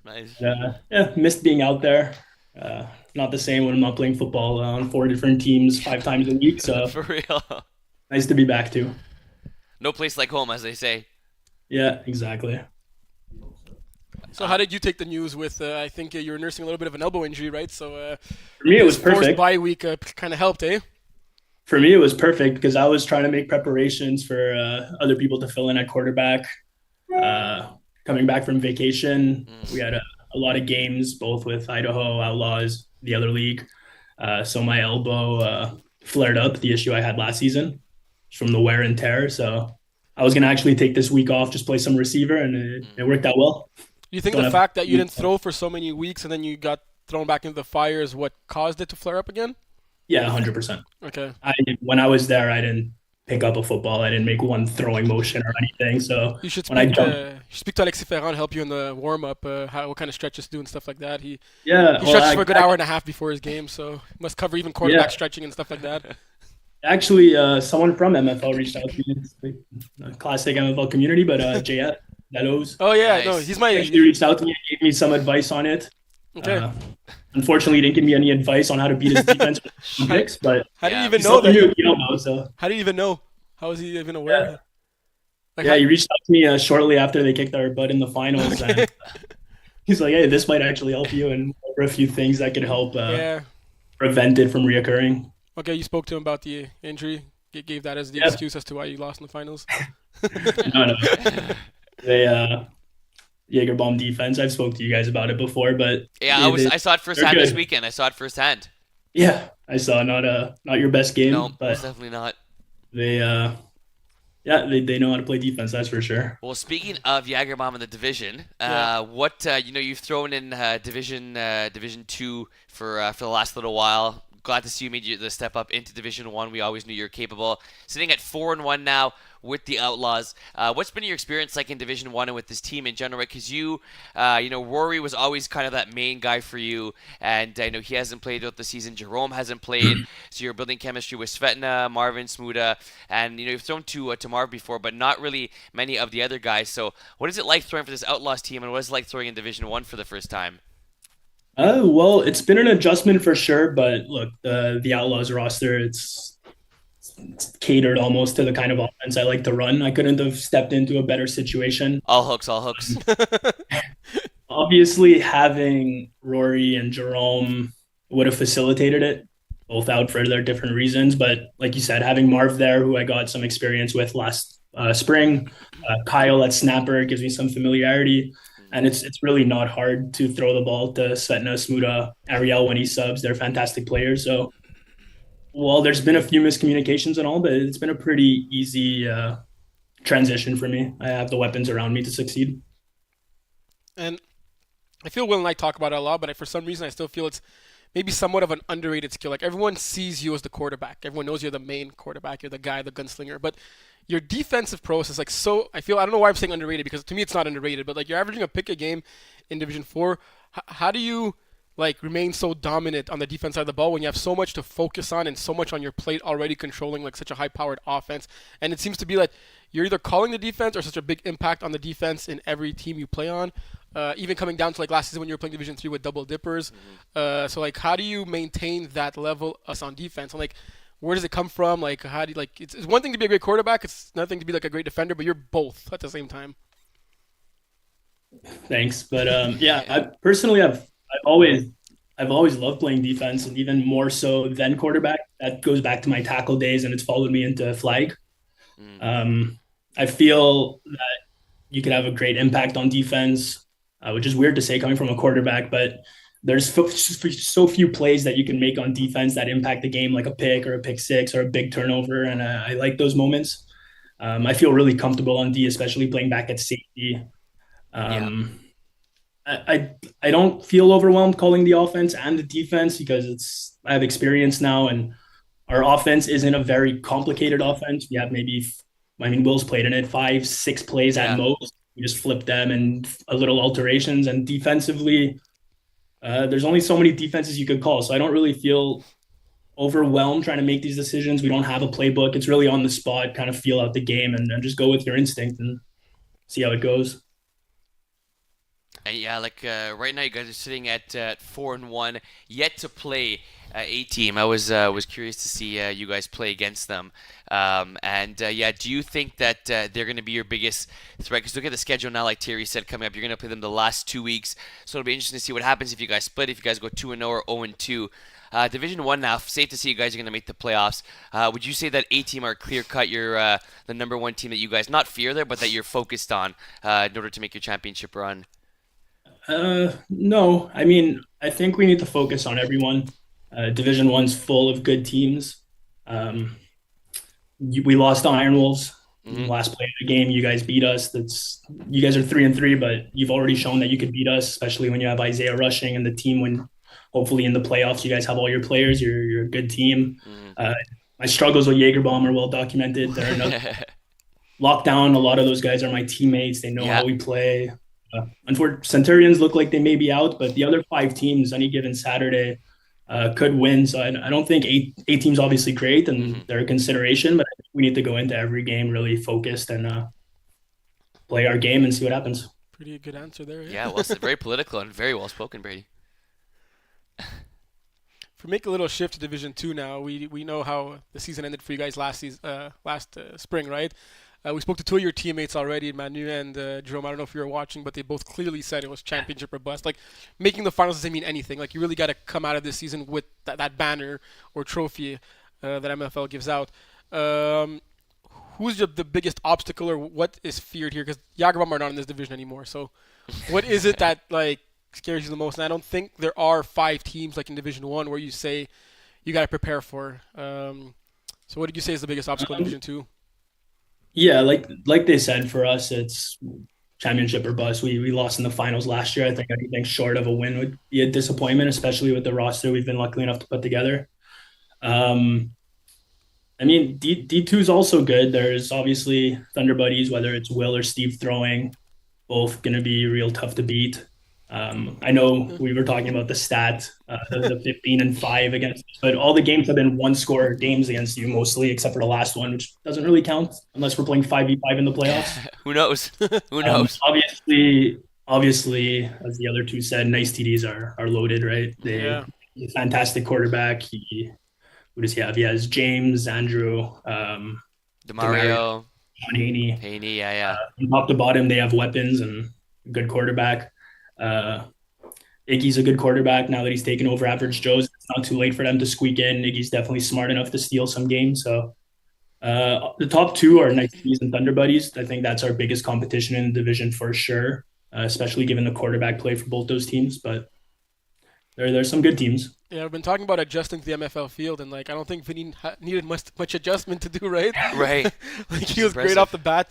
I know he subbed maybe a few games for a couple of teams last season, but like really, even those games he dominated. I think there was a game with he subbed for Idaho and he threw 5 touchdown passes just to Marvin or something. Yeah. Yes, it was 6. He subbed 2 games for us, and I think he had like 14 touchdown passes between the 2 games. Made it look easy and that's when we were going like really through our depleted roster. You had me out there trying to play receiver with one hand. You had a bunch of people out with injuries, so he was throwing to people he's never played before. Some people who hadn't even played in the division before. It was our first year in D2, and he still came up with those numbers. So yeah, I'm surprised you didn't mention health injuries as one of the main obstacles for you guys in Division 2. That's a given. That's a given. It's don't even need to mention that. Yeah, I don't know. I don't even know what to say about that. I thought we were past that, and then it's maybe the pink. It's maybe the pink. If you change with Jerome getting hurt. Yeah, I mean, we're never gonna change the jersey color, so we'll have to live with it, I guess. It's because you got the pink cleats. That's why you don't want to go buy another jersey color.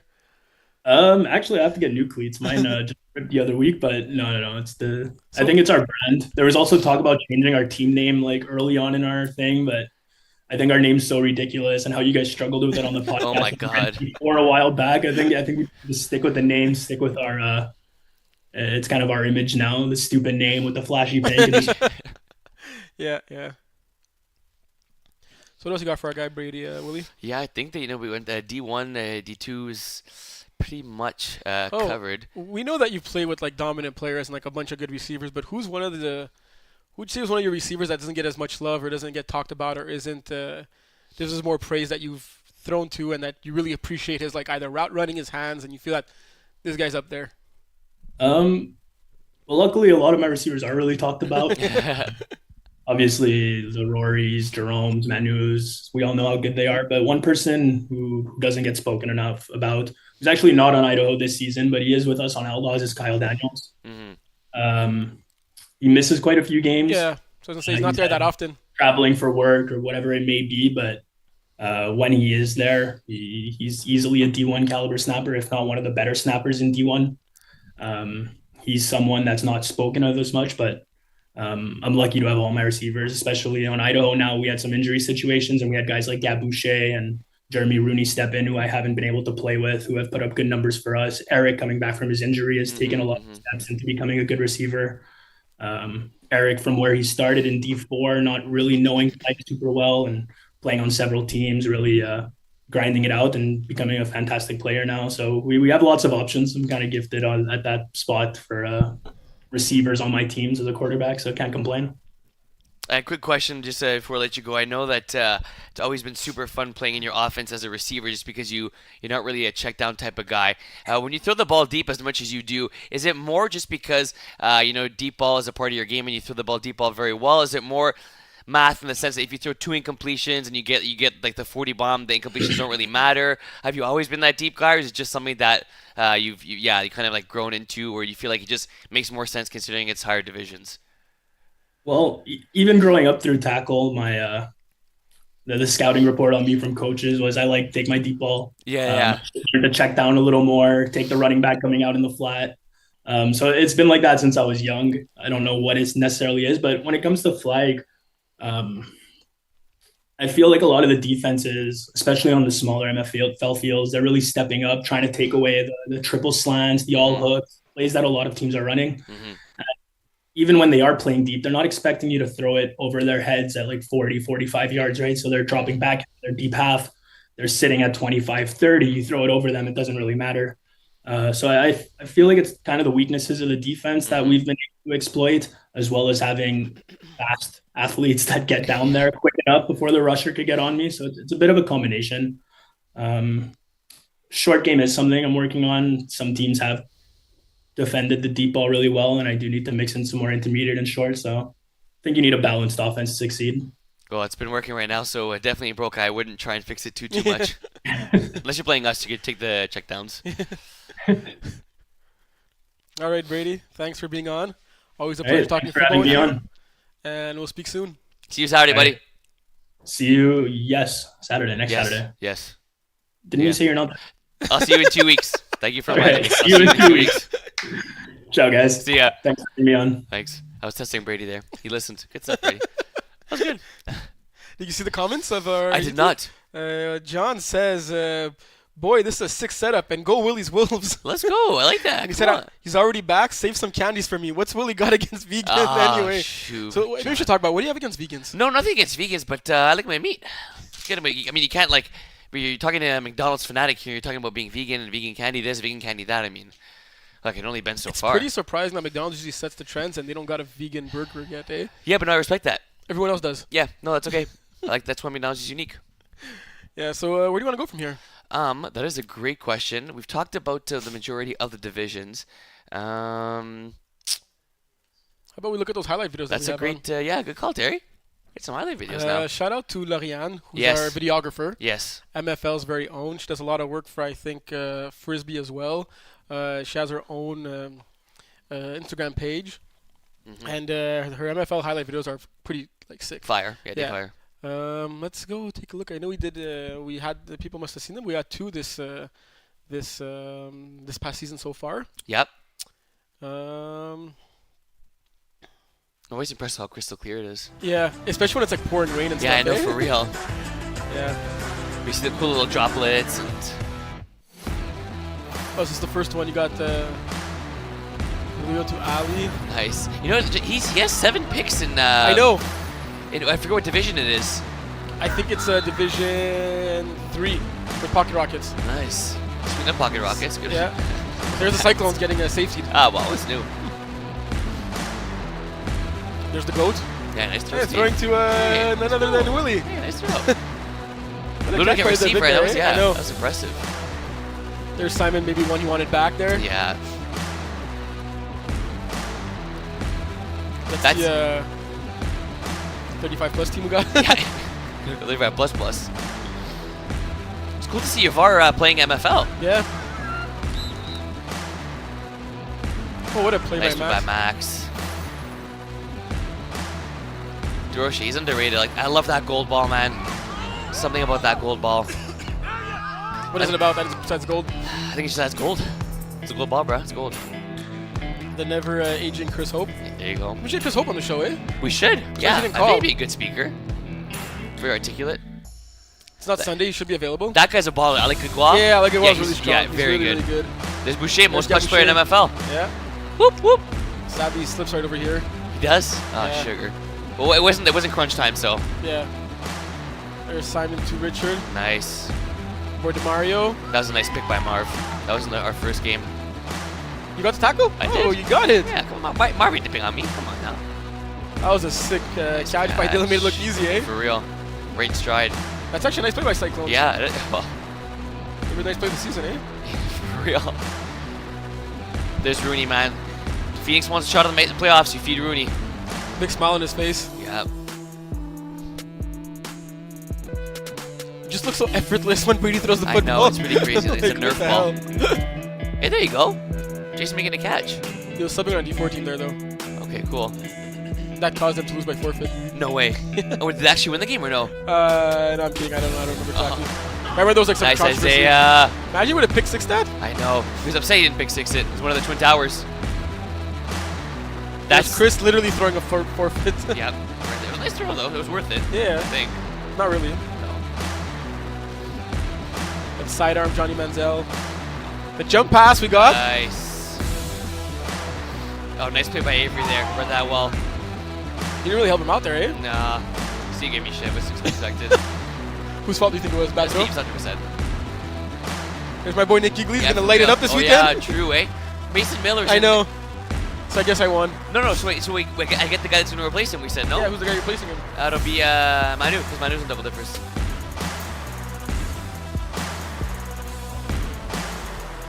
Nice tight window. Dude, these videos are sick, eh? Yeah, for real. For real. That's how it ends. That's all she wrote. That's strap.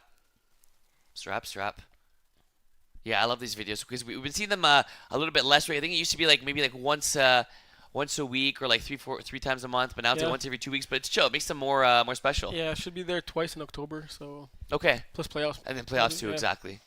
Yeah. I hope she has the covering winter thing, Majiggy, because it could be snowing. Well, I mean, you know what? Like in journalism, we used to have something to cover our camera when it'd be like snowing or raining. So you study journalism? I keep forgetting. Yeah. Wow. Nice. You hear that? What? Wait, you heard? I'm not sure I did. Oh, okay, awesome. So we just got intel breaking news that if Lorianne doesn't have one, we got one by our boy Dave. Dave is everything. Gab. What did I say? Said Dave. That was. All right, second video. Let's go. Thanks, Dave.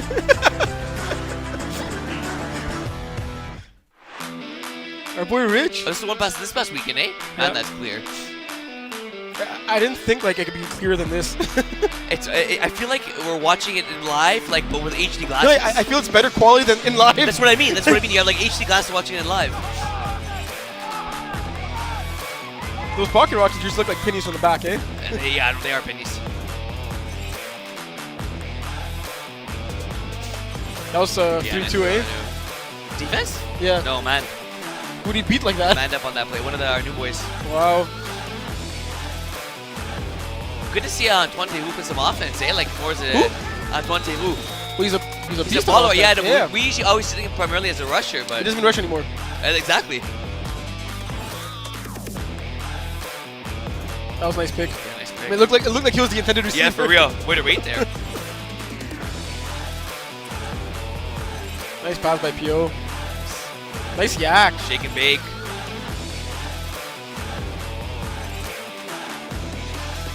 Lefty Dave. That's what I want to see this Saturday. That was a nice pass by just playing. 2-game win streak. Nice. Are you sure they're on a 2-game win streak? I'm pretty sure. There's Gaboucher.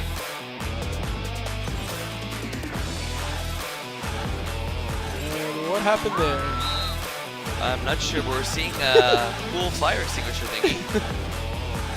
We got our faces. Yeah, look, they're not on a 2-game win streak. Who isn't? Sorry, why did I think they were? I don't know why you think they were. Shoot. You're usually wrong, so you shouldn't have thought that. Yeah, well, they won 2 games. You should have to me earlier. I saw that pick six. That was nice. Great catch by Smolpiar. Hey, who caught that? Hey, nice throw. That's all good throw. Come on. Oof, that was nice. Cool ref. Nice play by Shit. Why he's wearing a hoodie? Wasn't it like 60 degrees? No, it was kind of chilly at the first half of that game. But you guys took it off at like a halftime. Yeah, trust. He helped you take off yours, helped you take off his? Yeah, of course. That's the only way to do it. That was a nice ball. Nice. I think it's look at post wheel. I'm not sure what's my jazz? Where's my jazz ice cream? I don't know if he hears us. Jazz. Hey, Mike, I'm not sure if he sees us. Good to see you, Mike. Look at the music in the background. Yeah, he should be dancing to the music a little. Yeah. There's Brady's famous all hooks. Catch by Marv. Remember when Marv used to have long hair? Yeah, thank God he cut it. Remember when I used to have long hair? Nope, I don't want to. Is Mike hacking us? It looks like he's trapped in the basement. Hope you're okay, Mike. Oh, what a pick. Nice.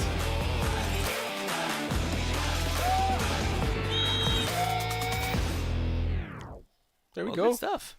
Yeah. Great videos, great music to go along with it. Yeah, nice headshots of Mike. Yeah. Always a good time when you see Mike. A nice, confused look on his face. Let's go, Mr. Nice. MFL Brossard. I'm gonna see him coming tomorrow. up next. I'm gonna see him in a few hours. Yeah, and in the puddle. Oh yeah. Oh, it's gonna be bad. It's probably gonna be bad. Oh boy. We know we don't care about Brossard. That's why we don't cancel Brossard. Yeah, I guess it's. No, I ain't got no time to reschedule those games. Reschedule. I mean, that's just to schedule them. Is it's already a burden enough, eh? Now. Shit. Oh man. Yeah, cool. We got the 2 time slots. We got the 9:30 and 11. Yeah. But it's whose idea was it to finish it before 1 o'clock? Everyone's. Nice. Well, Everyone's smart then. Who wants to miss NFL football? I can see John wanting to miss it, but he's speaking. You know what I mean? Like, You got Mathieu?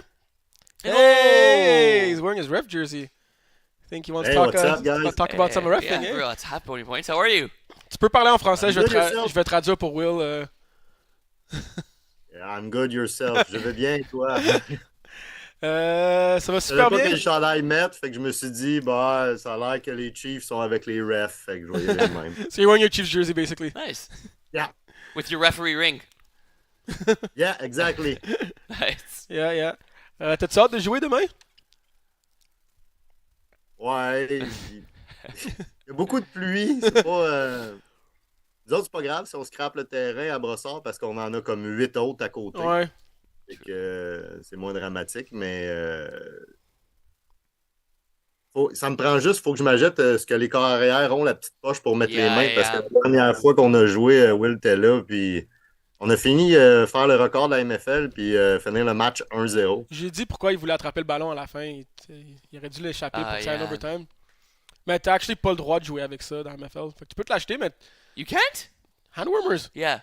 No. It's a pocket. Huh. C'est comme avoir des poches. C'est deux grosses poches autour de ta ceinture où les gens vont pour te déflaguer. I would have thought like if you hold it, it'd be legal. If he held it. Yeah. No, if the defender held it, like that'd be the advantage. No, the whole purpose is for safety reasons. The The same way you can have a pocket. Yeah, okay, that makes sense. Yeah, obviously makes sense if it's in the rule book. Debatable. Tu voulais-tu nous parler des refs ou de quelque chose en particulier? Sinon, on va te bombarder avec des Non, questions. ben, je t'ai dit, je sais pas trop de quoi parler, mais Fait ça va me comment- faire plaisir d'être là. Tu joues pas à Montréal cette saison. La dernière saison, tu faisais Montréal-Brossard en même temps. Comment est-ce que ça te plaît ou ça te rend triste d'avoir une journée de congé de plus dans ta semaine sans football? Ça me plaît, j'essaie de la passer un peu plus avec la famille le samedi. Quoique là, présentement, je finis comme, mettons, le samedi à 6h30, fait que je passe comme 3 heures avec eux autres, puis après ça, je m'en vais me coucher pour me relever après, là, mais ça dépend de la vie de chacun. Mhm. Mais je pense que ça va rester de même. Rendu à mon âge, c'est plus facile pour le corps de juste jouer juste le dimanche ou juste le samedi. Fait qu'on ne verra pas de retour à Montréal au printemps prochain? Ben, j'ai bien aimé ça aller subber 1 ou 2 fois cette saison. Je risque de le refaire la saison prochaine. I bring the first win to TD Hunter, and I bring their first loss, I think, also. So that was fun. That's great. Mais improbable. Ils vont-tu revenir au printemps? Devrait. Ok. Devrait. À moins de grands changements. Les boys sont bien motivés, mais les boys jouent juste au printemps. Ils ont tout de quoi à l'automne. Ok, ok. Mais toi, tu seras pas leur QB, ça veut dire. Je pense pas. Parce que normalement, en plus, je devrais commencer à travailler de jour les samedis, fait que ça va commencer à être difficile. Ça va être off de travailler et d'être au terrain en même temps. Aïe, aïe. Parle-nous de c'est comment avoir un gars qui s'appelle Will Power dans ton offense. Le premier match, j'étais déçu. Ouais. Parce que t'entends Will, Oui, yes. t'entends Will Power, puis dans ta tête, tu te dis, oh my god, I have like such a big weapon. Even if I overthrow, he's gonna do everything for it. And he just stopped running the route. You sucked, eh? That was a tough game. Yeah, that was bad Willie. Bad Willie? Bad Willie. We won the game, but it was bad Willie. And it's because I'm used to work with GC also. And GC, when I overthrow, he's gonna sky. Il va courir dans les airs s'il faut. Mais là, on commence à pogner un meilleur beat, là. Is it safe to say JC's better than Will then? Offensively, yes. Defensively, I think we'll have just a little bit more. What do you guys say about that? It's fair. I think we'll complement each other well. It'll be cool to play to be on Jackrabbits tomorrow. Play together for the first time. He'll bring the O. I'll bring the D. Who you guys playing against? That sounded weird. Les Boucaniers. Buccaneer. Okay, yeah. You know, like the 2 big games we have to play, it was last week. And we'll say at 1 o'clock in the morning, yeah, I think I'm sick. Like, yeah, just get over your hangover and come on here, man. That was pretty lame, Willie. I didn't. Well, I mean, it's good. I'm playing 5 games. It's pretty but, lame. Yeah, I didn't. It was a really tight one, right? The second game was a really tight one against La Horde. Yeah. On the convert, we received a penalty, and the convert was just stopped. So if we look at like this, is it 4 teams made the playoffs in Brawl Yeah. Okay, so right now we're sitting in 5th, and Old School's 3-3, so it looks like that'll probably be the team we need to catch. I think we're 1-0 against Old School. On the screen Yep. right now. Uh, I think we're getting hacked right now. yeah, I think we are too. Is that you, Mathieu, that's drawing up some stuff? Nope. Yeah, so we're one game out of a playoff spot against Old School, but a big game coming up tomorrow against Buccaneer, and it's really going to come down to do we play Old School again, Mathieu? Because if we do, that'll be a big game. Yes, we play them against. I think that'll be basically the playoff game right there. Yeah. But I know you don't watch the Brossard podcast, but we explain it team by team, all the game they have left in the season. And even if we lose against Old School, we still might have a chance if we win all other games. Okay, well, that's good news. That seems tough, though. For us, more easy than them. Yeah, right? Well, I mean, we're playing Buccaneer 28-3. I mean, we had a pretty convincing win our first game against 28-3, and Buccaneer we haven't played. Yet. Yeah. Who would you say is the top team in Brossard right now? I will say Spartan. They came a long way. Yeah, they did. Yeah. But I'm glad for those guys because they start with.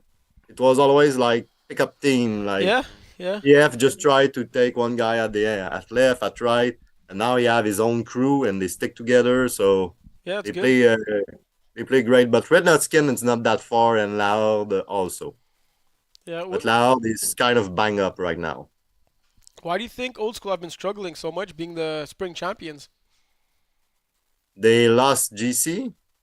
Their second best guy is on a concussion protocol, so Nick Reeves not there.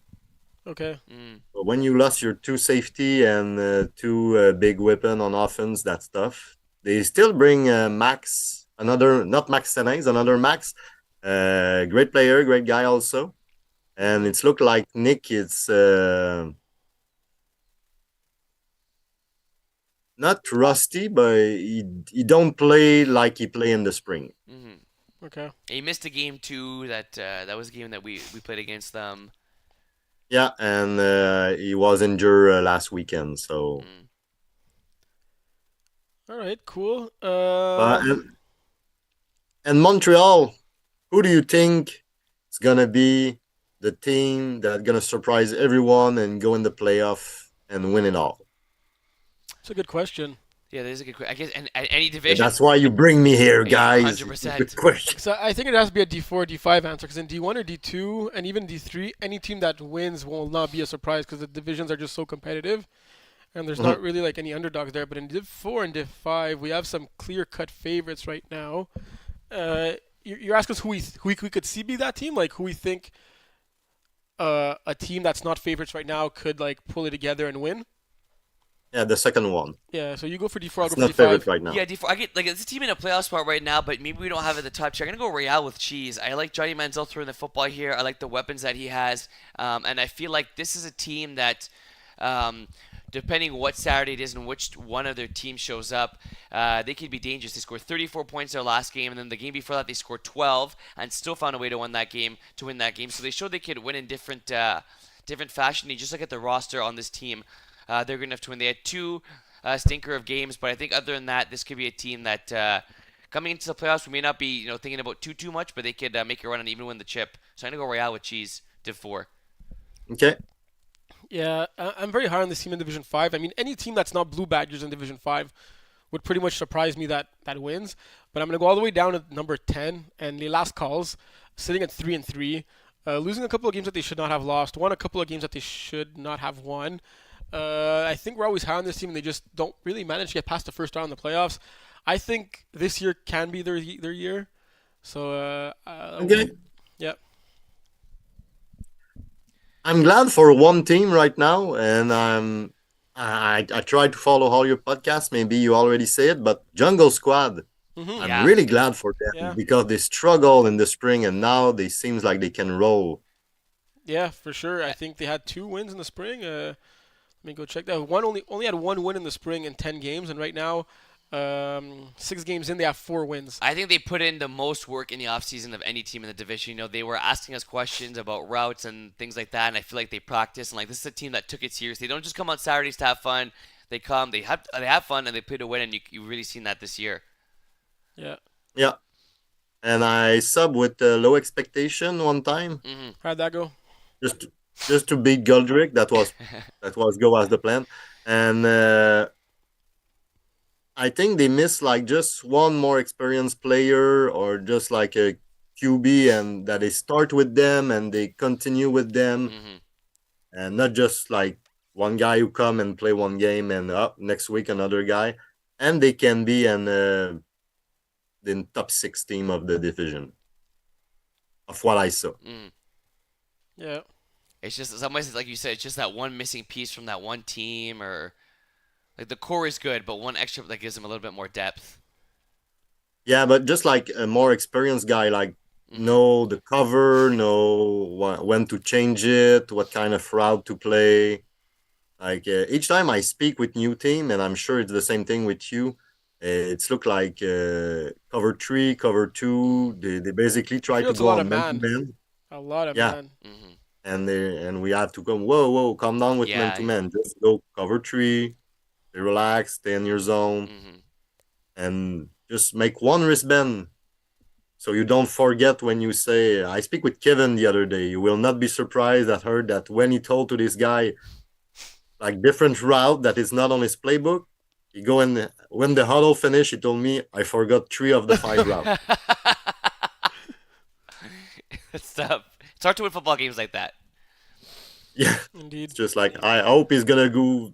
I remember the deep. So, yeah, chuck it deep. Yeah. Right, Matty D. All right. Thanks, guys, for the time. Having, Except if you have any other question, because. Let's go quickly. Okay, I'm gonna do, because I know how much you love Montreal and how much you follow Montreal. Quickly, if you give us your division or champions, Division 1 through 5. Who do you think is gonna win Division 1, 2, 3, 4, and 5? It's got to be quick, and I don't want no Terry analysis here. Just bang, one-word answers. Okay, let me once again, please, because you're allowed a sentence. You're allowed a sentence to explain. 1 to 5. All right. 1.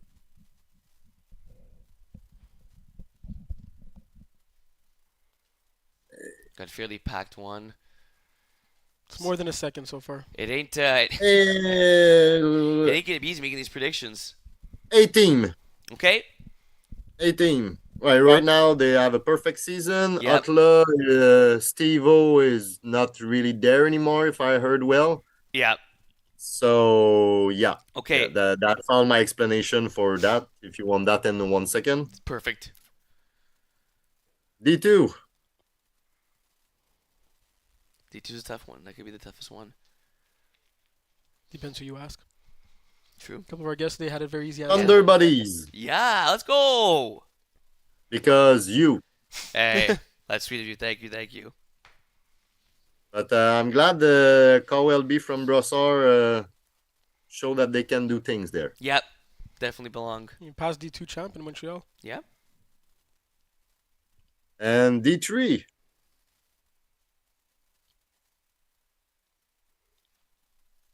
I know it's going to be a surprise, but I think the Violins. Villains? Nice. Really? Yeah. They still come from Brossard also, and Red Cat. I have to come. I was close to say Red Cat, but if I remember well, last season they just go after the 6 games. So it's a watch to see. It's like on the long run they cannot follow the beat. And Violence, I think they're gonna pop up and just squeeze in and go there and win. Okay, nice. I like it. A team not currently in the playoffs. Yeah, slither in. Got to find a way to slither in now. So there's go. Awesome. What about the 4 and 5? Okay, I can continue. Yeah, sure. I mean, Willie did say all divisions, right? Yeah, that's true. I did. I wasn't. Say 1 to 3, but I don't care. We'll go 4 and 5 for good luck. You said 1 to 3? For good luck. 1 to 5. Oh man, there are so many teams in this. Just say the number 1 I just close my eyes and go poop. I'm not even sure who I would pick. Terry, do you know what you'd pick in Div 4? Yeah. The fuck is You go Ottawas? Yeah. Yeah, I think I would the too. Trolling Haulers D4? Yeah, that'd be cool. I want to see if they can keep it up. Yeah, and I don't even. Yeah, Max, Charles, Lesniak, Josh. Yeah. Andre. It's a trolley. Just look at the point against. It's not. I don't follow that much D4. But it's by far if they are there, Yeah. present at the game, they're gonna win. And D5. Well, Wow. Does Kevin have a shot with Phoenix?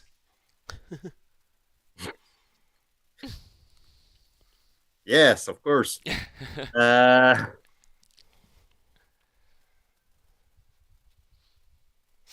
well, I have to say, TD Hunter might go there.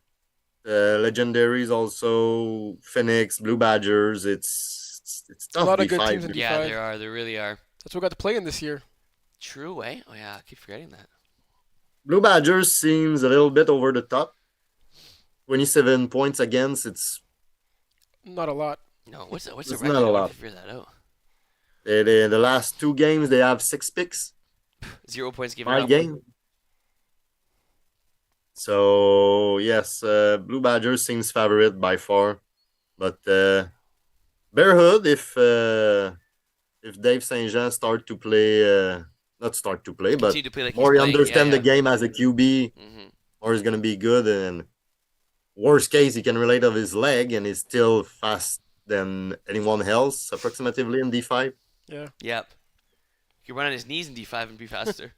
Well, the player will kind of be blown dead on the spot, so. Ah, yeah, true. True. Good call. Good call, referee. I'm gonna push it to one last question. After that, Go ahead. we ask it in Brossard. Who you think in your team in flag football? Tyreek Hill or Justin Jefferson? Tyreek Hill. Yeah, I think Tyreek Hill's skill set is better in flag football than Justin Jefferson. I would also take him in tackle. Tyreek, baby. What did you guys answer on the podcast? All have good points, but me, I say Tyreek Hill also, just to put him rusher and that he go take the ball before the QB after the snap. What was the argument for Justin? That you just can do that, and he's gonna go catch the ball higher than anyone else. That's also fair. Yeah. Good point. Good question. Yeah, good stuff. We have some good stuff, but in French. Oh, okay. I'll tune in and I'll just put like the subtitles at the bottom. No problem. We have like 56 person who watch on the 17 that approximately we have max 9 person on them. That's more than 90% of the player who watch the podcast. That's so awesome. That's great. Yeah, really. I cannot ask for 200. We're not 200 in Yeah, Brussels. exactly. Yeah. There you go. You gotta share with your family, right? Like make sure Yep. your parents have a couple of views, your girlfriend, your cat if you Yeah, have. that's why I put my kids in the show sometime, just so Yeah. they have some news.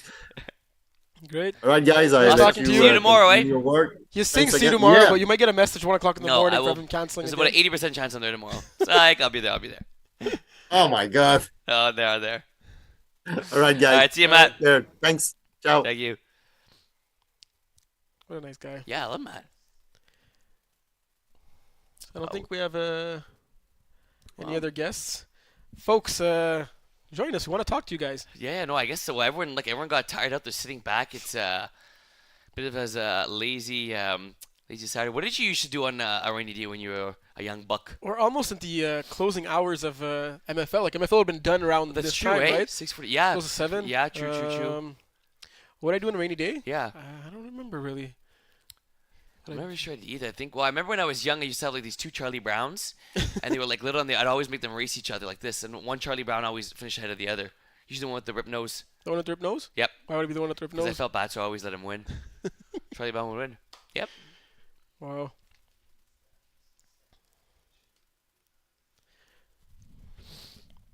What do you want to talk about now? We could jump into we look at the standings now and teams we feel are in the right division or teams that should be bumped up. I think we do a pretty good job overall. Yeah, well, it's funny though because MFL, a lot of it is like, is this team in the right division? Should we move this? Yeah. Like, how do you guys do it? Because it must be tough. Like, for example, let's say a team, Bearhood for this year. I think the good compromise was if Dave St. Jean throw or if Simon doesn't throw, they can stay.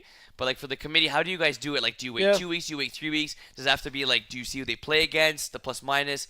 How do you determine where you're going to put each team and if it's in the right division? The cap helps tremendously. Yeah. But we still know it's not perfect, right? That's why Right.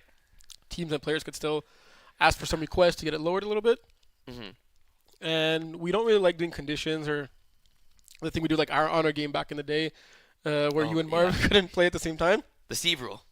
The let's get Steve into the free championships rule. Yeah, okay, got you. Yeah. So we like to get it right at the beginning of the season. Yeah. But we reserve the right to kind of like tap a team on the shoulder and be like, hey, it's not fun for the rest of the division right now. Right. So it's actually written in the rule book. Mm. So it's not something that we just do like YOLO, right? Okay, the rule book is be all end all. Yeah. Yeah. If the rule book says well, there's also a rule in the you can't rule drink book. water during MFL, you cannot drink water during MFL. Well, that's actually in the rule book. You can't drink water. Yeah, like it says in the rule book that if I want to say that, it's actually a thing. Because look, if you look at the rule book right now, and put up on my screen, we added this rule this year to say. Is this in the background of your phone? It's so there's actually rule 0, which says the referee must apply the rules, assess penalties, and make decisions or dispute on situations not covered by the rules. So the referee's decision on an in-game situation is final.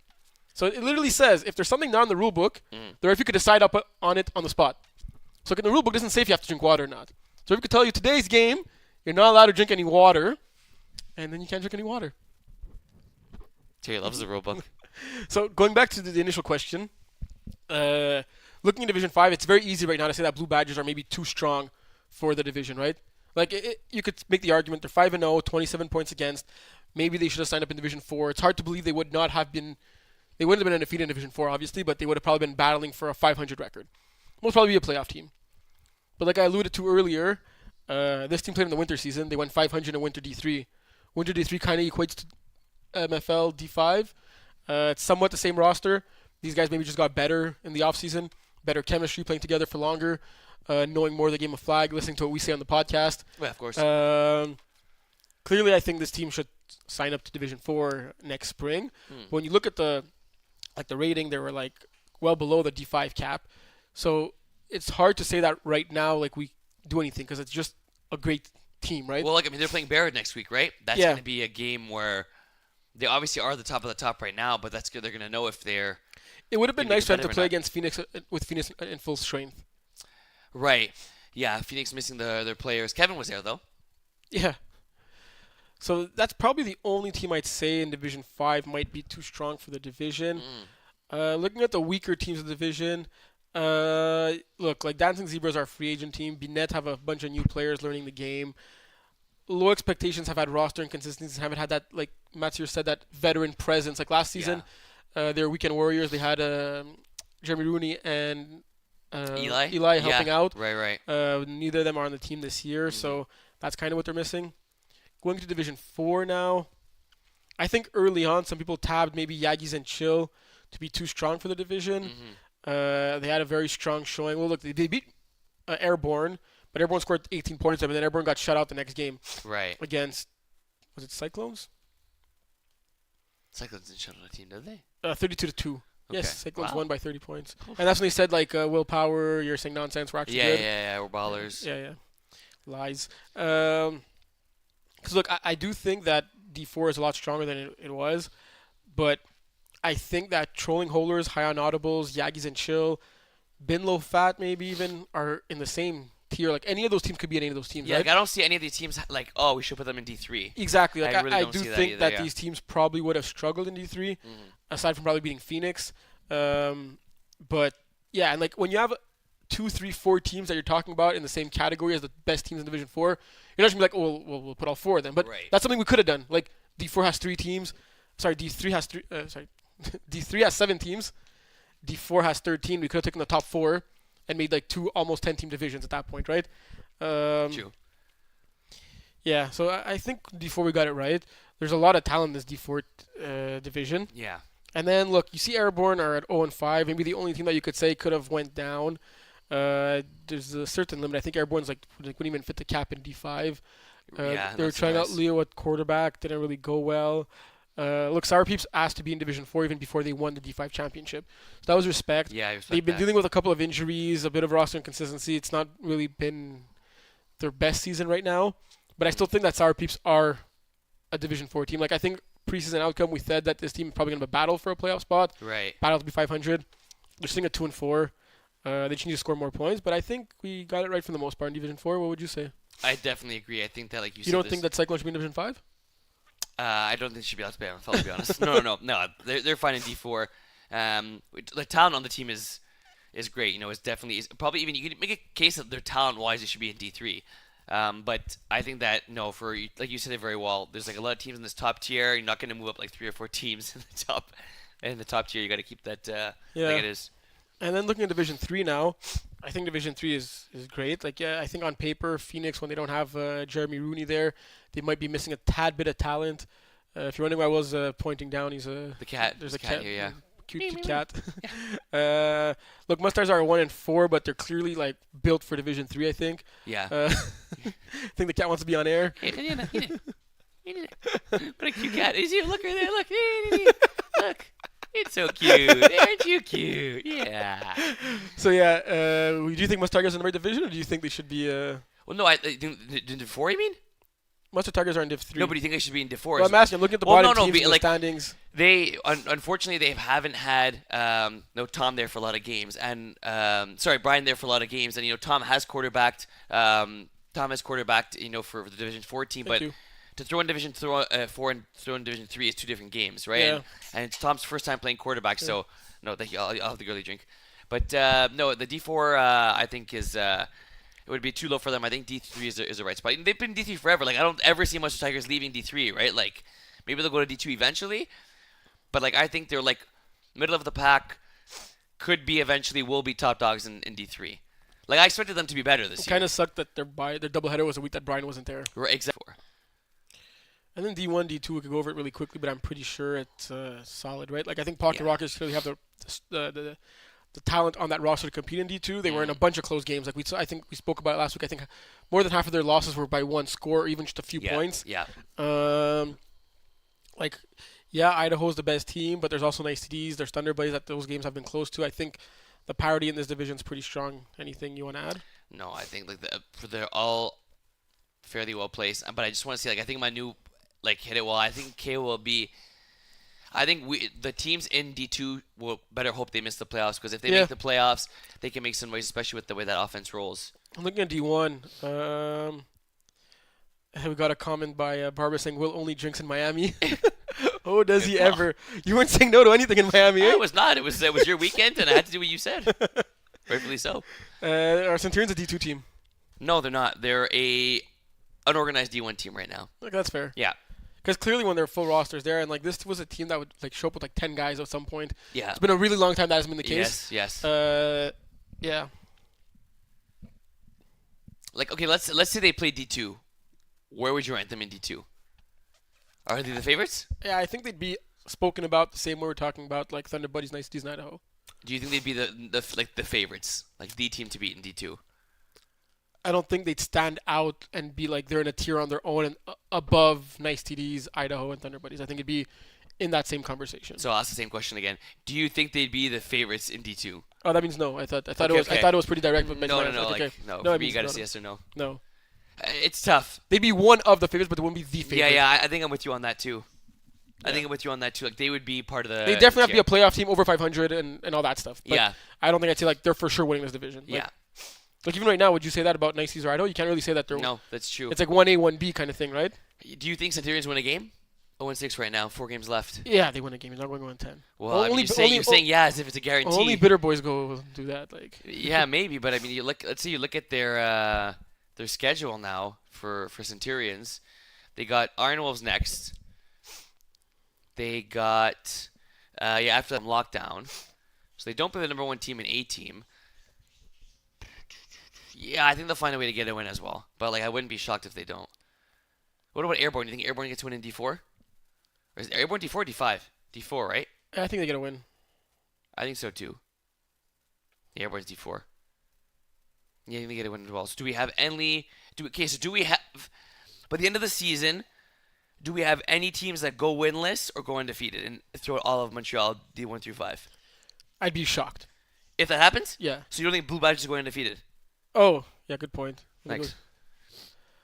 I'd still be shocked. Yeah, I think they're gonna drop one. I think even every good team manages to drop one. They're gonna drop one that they want you to drop. It'll be good for them, get them ready for the playoffs. So they have Bearhood, Grizzlies that are tough coming up on their schedule. Could see them dropping one of those 2 games. It's impressive that like throughout almost are Airborne the only winless team in all of MFL? Isn't there Centurions that you just said? Oh, sorry, good call. Airborne Centurions. Airborne Centurions. It's pretty, like, I know it's late-ish in the season, but it's pretty impressive to only have 2 winless teams, eh? That's pretty good, though. Yeah. We don't like having winless teams. Phoenix. D2, yeah. No, we only have those,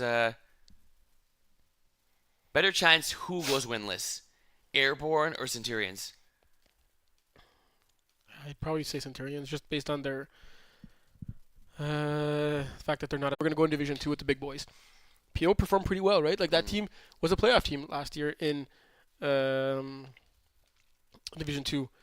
They just made the playoffs in the 6th seed, and they gave Thunderbirds a run for their money, right? They were like one convert away in that super high-scoring game. Yeah. And looking at them now, they've been in games, but you got to win those games, right? Like look, they're sitting at 1-5, but it's not like a 1-5 bitter boys type of squad that like won that one game by forfeit, right?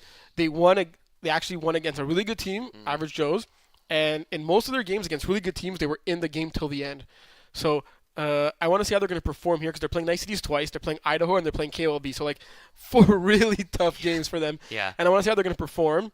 Because coming back next spring, this is a team and a franchise that I have a lot of respect for, that has a lot of good pieces, and I just want to see PO try to keep reducing that interception number, because we know he could score a lot of touchdowns, we know he could score a lot of points, we know when Alexis Ferrand's the lineup, he got his guy, but I just want to see how this team's going to perform going forward to close out this season, regardless of making the playoffs or not. That should not be the goal. It should be, let's try to get better every single week in these next 4 games. We're playing against 4 mammoth of teams who have crazy offenses.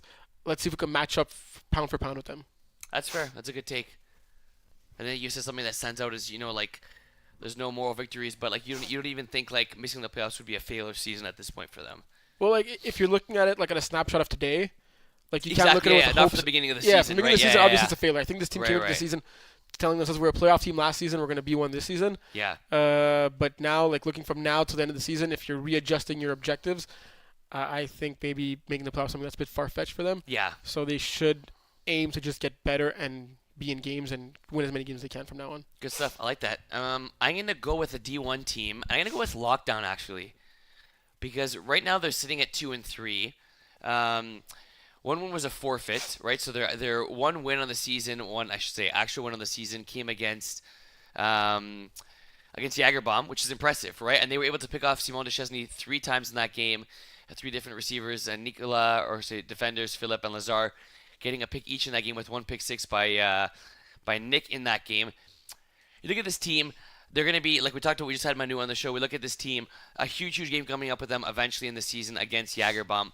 But this is a good team. It is Simon Blaise' first time throwing in the division. But when you got like the Twin Towers, you got Manu, you got Stuplisky, and you got one of the other guys they brought in from other leagues, Nick Dimitri here too, and you got Leo. This is a good team, and I think that this may be a team that we overlook just a little bit because of the fact that D1 is all about the big names, the sexy names, the teams that have been there before. A lot less sexy names out there with no Steve, Max, and Dom throwing, right? That's true. One? That is true. You are right. You're right about that. And look, they had a very tight loss to A-Team. They had a game against Iron Wolves that we controlled. Their game last week, like we talked about a little while ago, they didn't have the game against Outlaws, but they let that game get away from them. And they're going to be kicking themselves because they had Outlaws against the ropes, they had a chance to beat them, and they couldn't get the job done. So I think that because of that, because where they're sitting at the playoffs standings right now, last team in the playoff spot, they have a lot to prove. They have a lot to prove, not to themselves, but to the league in general, and they can make some noise. So I want to see them finish out the season well and make the playoffs. Yeah. No, definitely. Those are good two teams that. And would you say that they're going to make the playoffs or not? If you had to say that, decide right now. Unfortunately, it's tough. I am pretty high on Lockdown, but I think that the 4 teams are going to be the 2 favorites in A-Team Outlaws. I'm going to take my Iron Wolves to to make the playoffs. And I'm gonna go with that Jager Centurions? bomb. No, Okay, thought you were gonna go Centurions. you never know. You never know. I'm gonna say yeah. I see Jager bomb wins that matchup when they play each other, and because of that, Jager bomb grabs that 4th spot. Your hair looks better on the screen than it does in It real does, life. eh? Looks better on. No, looks like better than usual, just in general. Man, my hair looks good. Thanks for saying that, Terry. I think you meant that as a compliment. Yeah. So let's look at the statistical leaders right now. In Division 1, if I told you which team has the player that leads the league in receiving yards, which team would you think it'd be? Which player? Which team? Like Or- that player comes from which team? I'd say Outlaws. Who'd be your second guess? I'd say Iron Wolves. Third? I would say Lockdown. And then? I would say Centurions. Now that you saw it up on the screen? No, I didn't. It's Centurions. Yes. Lord have mercy. And they're 0-6? Yes. Wow. Did you know Avery was leading the division in touchdowns? Yep. Because you threw most of them to him? I'm not sure if it was me who threw most of them to him, to be honest. He has 10 TDs in the year. I threw him, I think, 2 this past weekend. And look, Gabard Chambaud is leading the division in passing yards. Wow. So is it the defense? Well, it has to be the defense. When you look at the team, they're averaging 21 points a game and they're giving up 37. So I'd say it's a bit of both. Mm.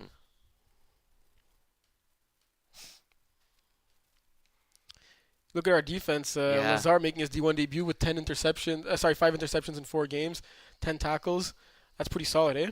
That's 4 in 5 games. I think Brady has 4 in 4 games. I think he had all in one game in the first game of the season. Something crazy like that. Surprised Andrew's not up here, and the stats there are reigning triple crown. 5 games. But it's actually impressive because A-Team doesn't seem to have all that many picks, but they still have the best defense in the league. Yeah, well, they just get stops. Turnover on downs, sacks, punts. At the end of the day, no matter how you get them, right? Yeah. Hey, you're leading the league in the PDs. I am? Yeah. Let's go. What's 5? Let's look at Division 2 now. Who are some of our ballers here? So Avery's leading in Division 2 as well. Come on. Avery could very well have like an all-star season. Like if you think of the player with the best stats across all divisions, we playing on 4 teams there. Yeah. Someone we didn't even mention on our fantasy squad. True, eh? Holy cow. Leading Division 2 in yards and touchdowns. Nick Eagley's leading in receptions. That's impressive. We have 2 average Joes that lead in receptions, 1 and 2. Touchdowns, 11. So Avery had 10 in Division 1. He has 21 combined in the 2 divisions. Yeah. Very impressive. Wow. Your boy Gab Boucher might not be that underrated, leading Division 2 in interceptions, eh? Well, there you go. I'm telling you, we got to keep an eye on that bugger. Because he's And good. Barbara was saying Avery's amazing in Bursard too. Yes, he quarterbacks in Brossard for Spartans. I asked her if she wanted to join the show. I guess. You're a little shy. Yeah, probably a little shy. We could have previewed the Cowboys-Niners matchup for tomorrow True, night. that should be a goodie. Damn, Victor Okoro getting his hand on almost every ball, getting 4 picks, 8 PDs on the season. Wow, 26 tackles, a pick 6. Take a look at Division 3. Who are MVPs there?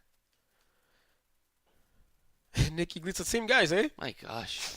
Your boy Alec Gregoire Yep. is up there. Jeremy, even though he quarterbacked 2 games, is 3rd in receiving yards Wow. on the divisions. Pretty solid. That's impressive. Look at that. Out of the top 5 receivers in Division 3, 3, 4, and 5 are all Phoenixes. The top 5 what? Out of the top 5, 3 of them are... In terms of what? In terms of touchdowns. Sorry, receiving touchdowns. Okay. We got Alec Igual, 7 touchdowns. Rob White, 7 touchdowns. Jeremy Rooney, 3 That's games, great 7 ball touchdowns. distribution, but what surprised me is Kevin throw that many touchdowns? Wow. Kevin has the most passing yards in the division. Are you serious? And touchdowns. What the hell? Are you serious? Yeah. Is he in line for quarterback of the year? Not with his 20 interceptions, no. Yeah, okay. Well, who is? I'd give it to Ludovic right now. Oh my goodness. Yeah, good call. He's played 3 less games than Kevin, so you'll get the yards will go up there, but 23-1 touchdown interception ratio is like phenomenal. Wow, that is crazy. Like if you threw 107 attempts and you have 1 interception, like that's very solid.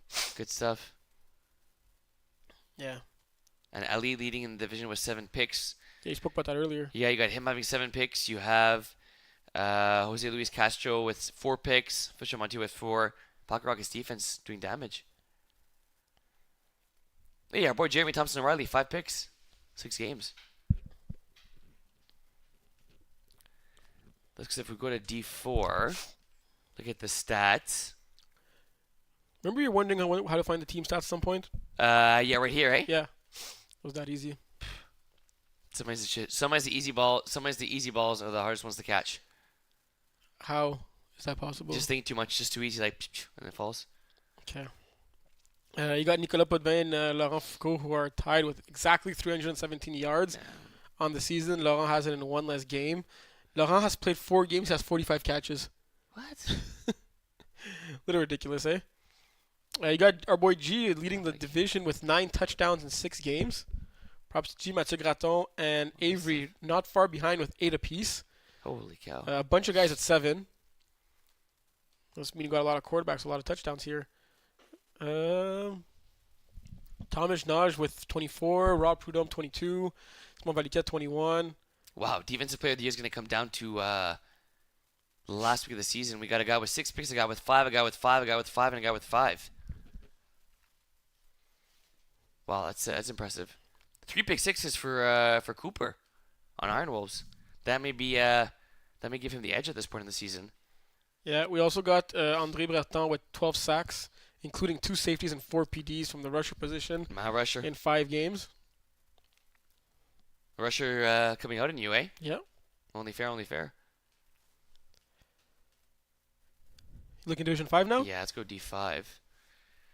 I think we talked about Sebastian. He literally has double the receiving yards of the second guy. It's a bit nuts. Bro, Max has 12 picks in 6 games.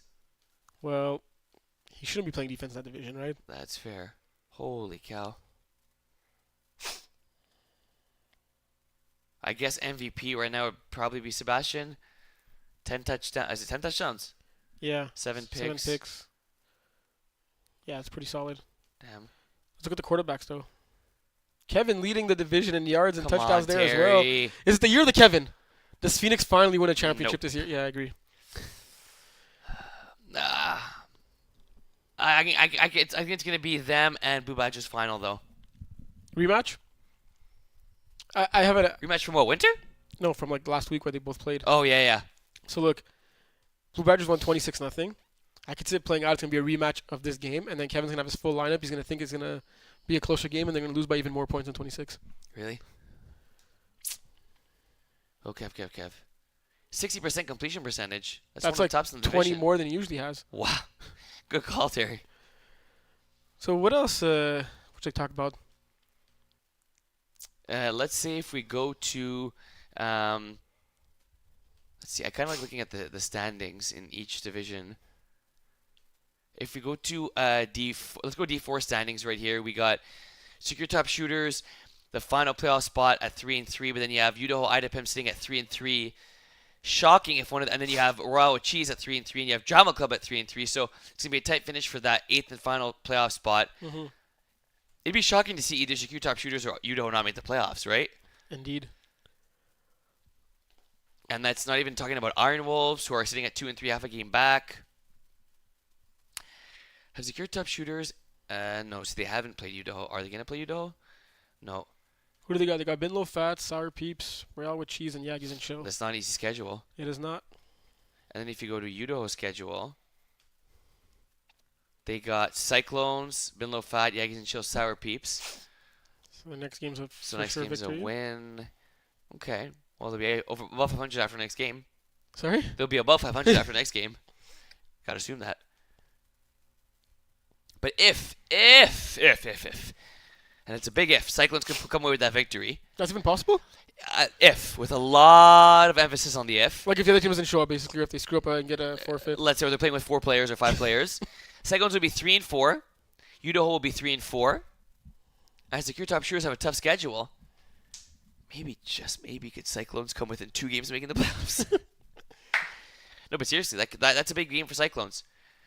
Cyclones, do you want me to put respect on your name? Go out there next week and get a W.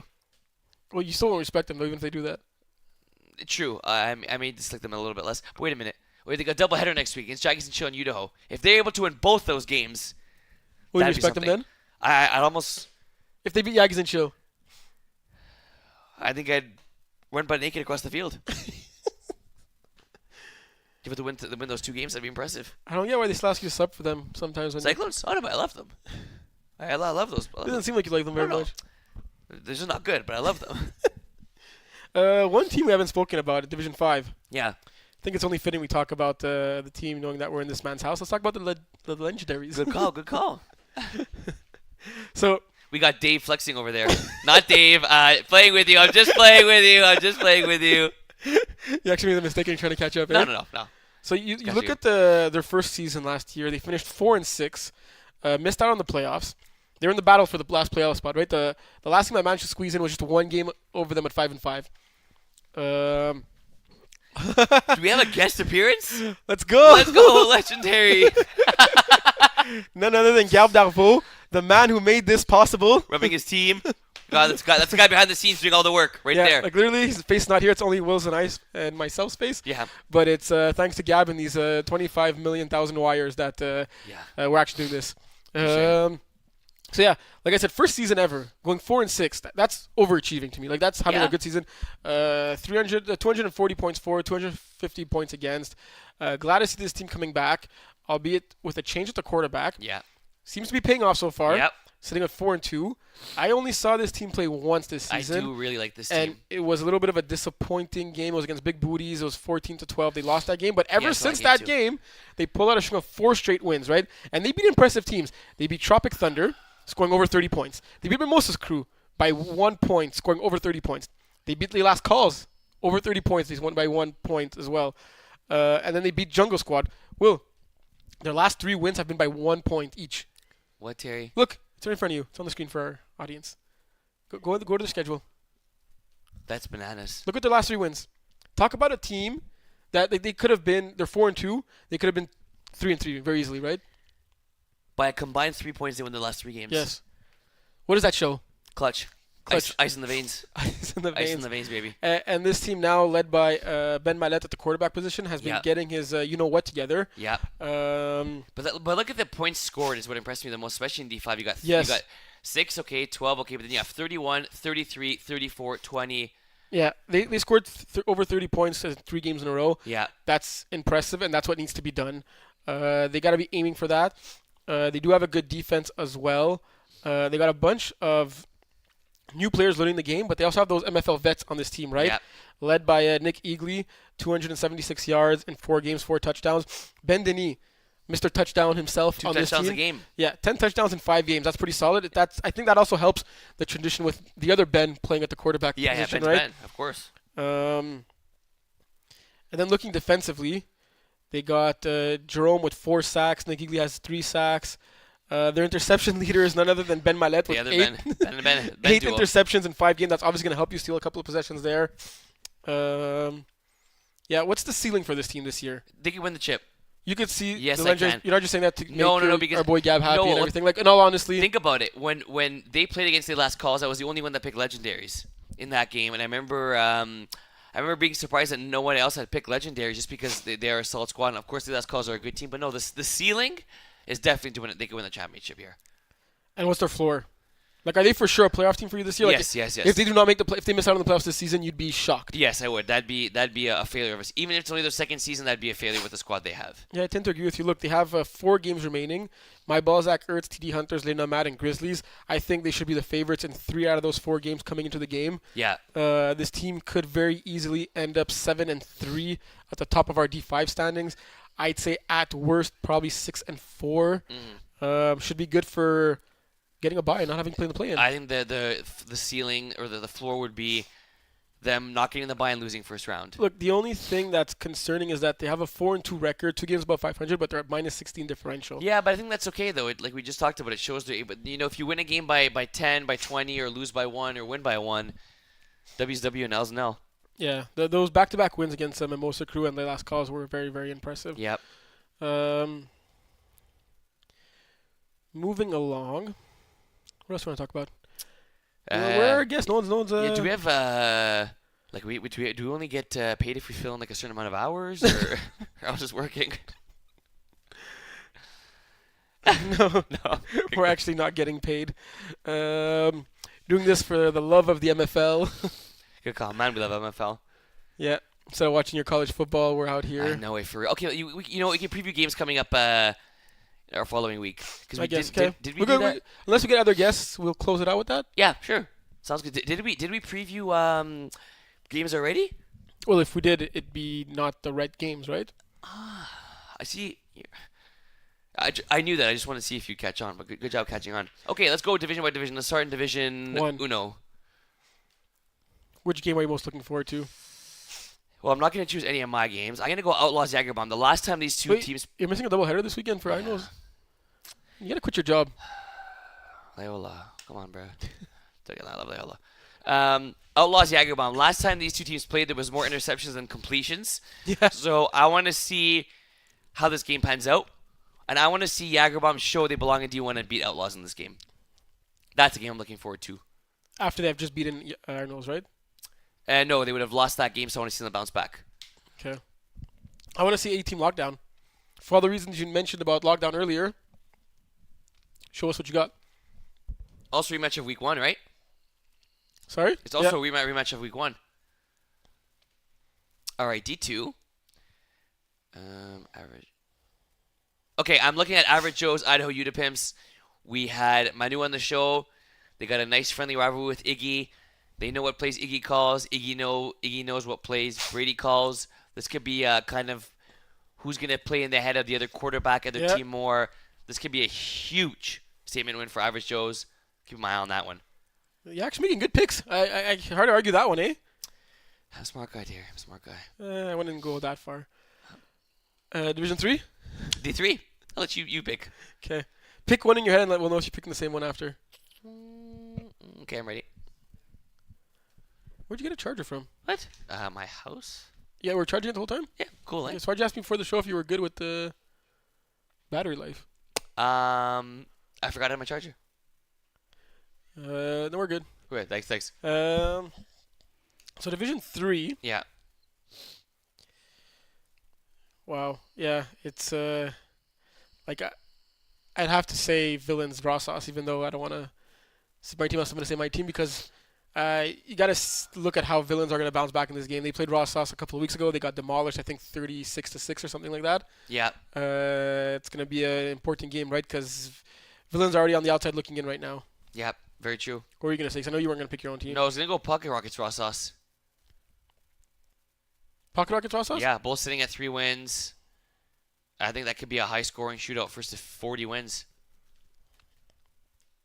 First to 40 wins? Yep, I think it could be one of those games. Division 4. Yeah, I know which one I'm going with. Go ahead. Early morning. High Audible Trilling Holders. Battle of first place, right? True. The winner will get first place in that one. Who wants to be number 1? We'll see after this game. Who's your pick? High Audibles.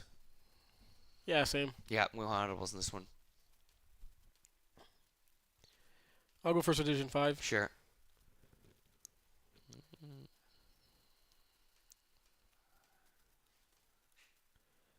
Oh, Blue Badgers Oof, Bear I got Hood. one.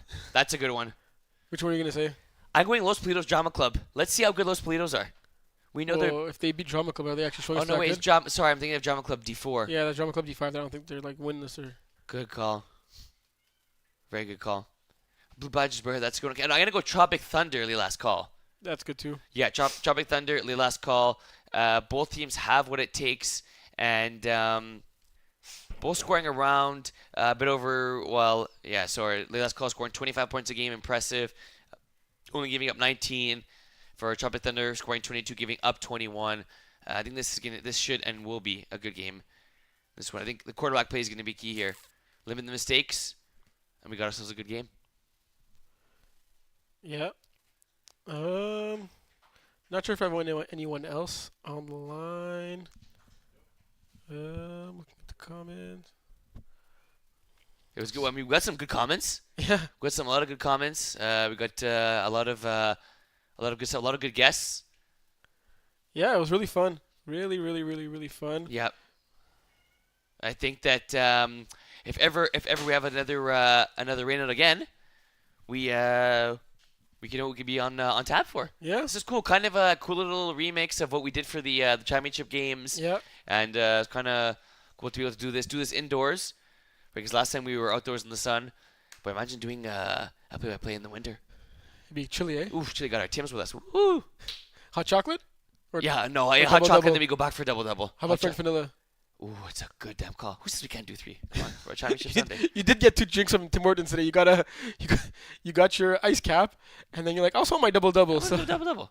And then my candy after, and my drink, my chips. Bro, we're all good. We are definitely all good. How long we were on the show for? It feels like it was like 12 hours. almost whole day, I guess. Yeah. Hope the folks got to enjoy it, even though they were home. Yes. No MFL. We tried to do a little some. Yeah. Keep you guys in the loop. It'd be cool if people take a picture on like their viewing party. You know when you have like a viewing party, how you watch Dolphins game, you're curled up on your blanket, Yeah. stuff like that. Like someone take a pic. Yeah. Maybe they have a big poster of each of us. Yeah. Watching the show. Big shout out to our boy Gab. Who's Gab? You were hesitating. That's why you didn't. Very big shout out to Gab. Without Like I him, said, this would have been possible. I think I'm stepping on 42 wires right now. Just make sure the cat survives. Yeah, what a cute cat. All right.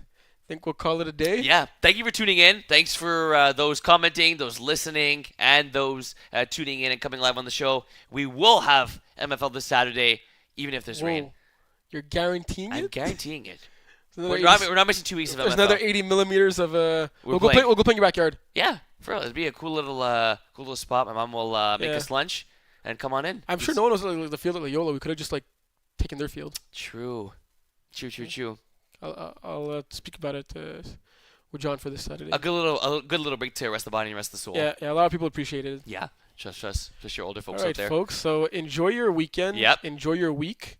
See you next Saturday. Yeah, see you next Saturday. Watch the NFL games tomorrow. Happy Thanksgiving. Happy Thanksgiving. True. Yes, happy Thanksgiving. Canadian Thanksgiving, yeah. Let's go. Grateful to be on Well, MFL. what are you thankful for? The MFL. That's cheesy, but I'm going to the MFL. I'm grateful for the MFL. I'm grateful for this, and I'm grateful to Dave for putting this. No, I'm grateful to Gab for putting this together. That's not great. See you guys.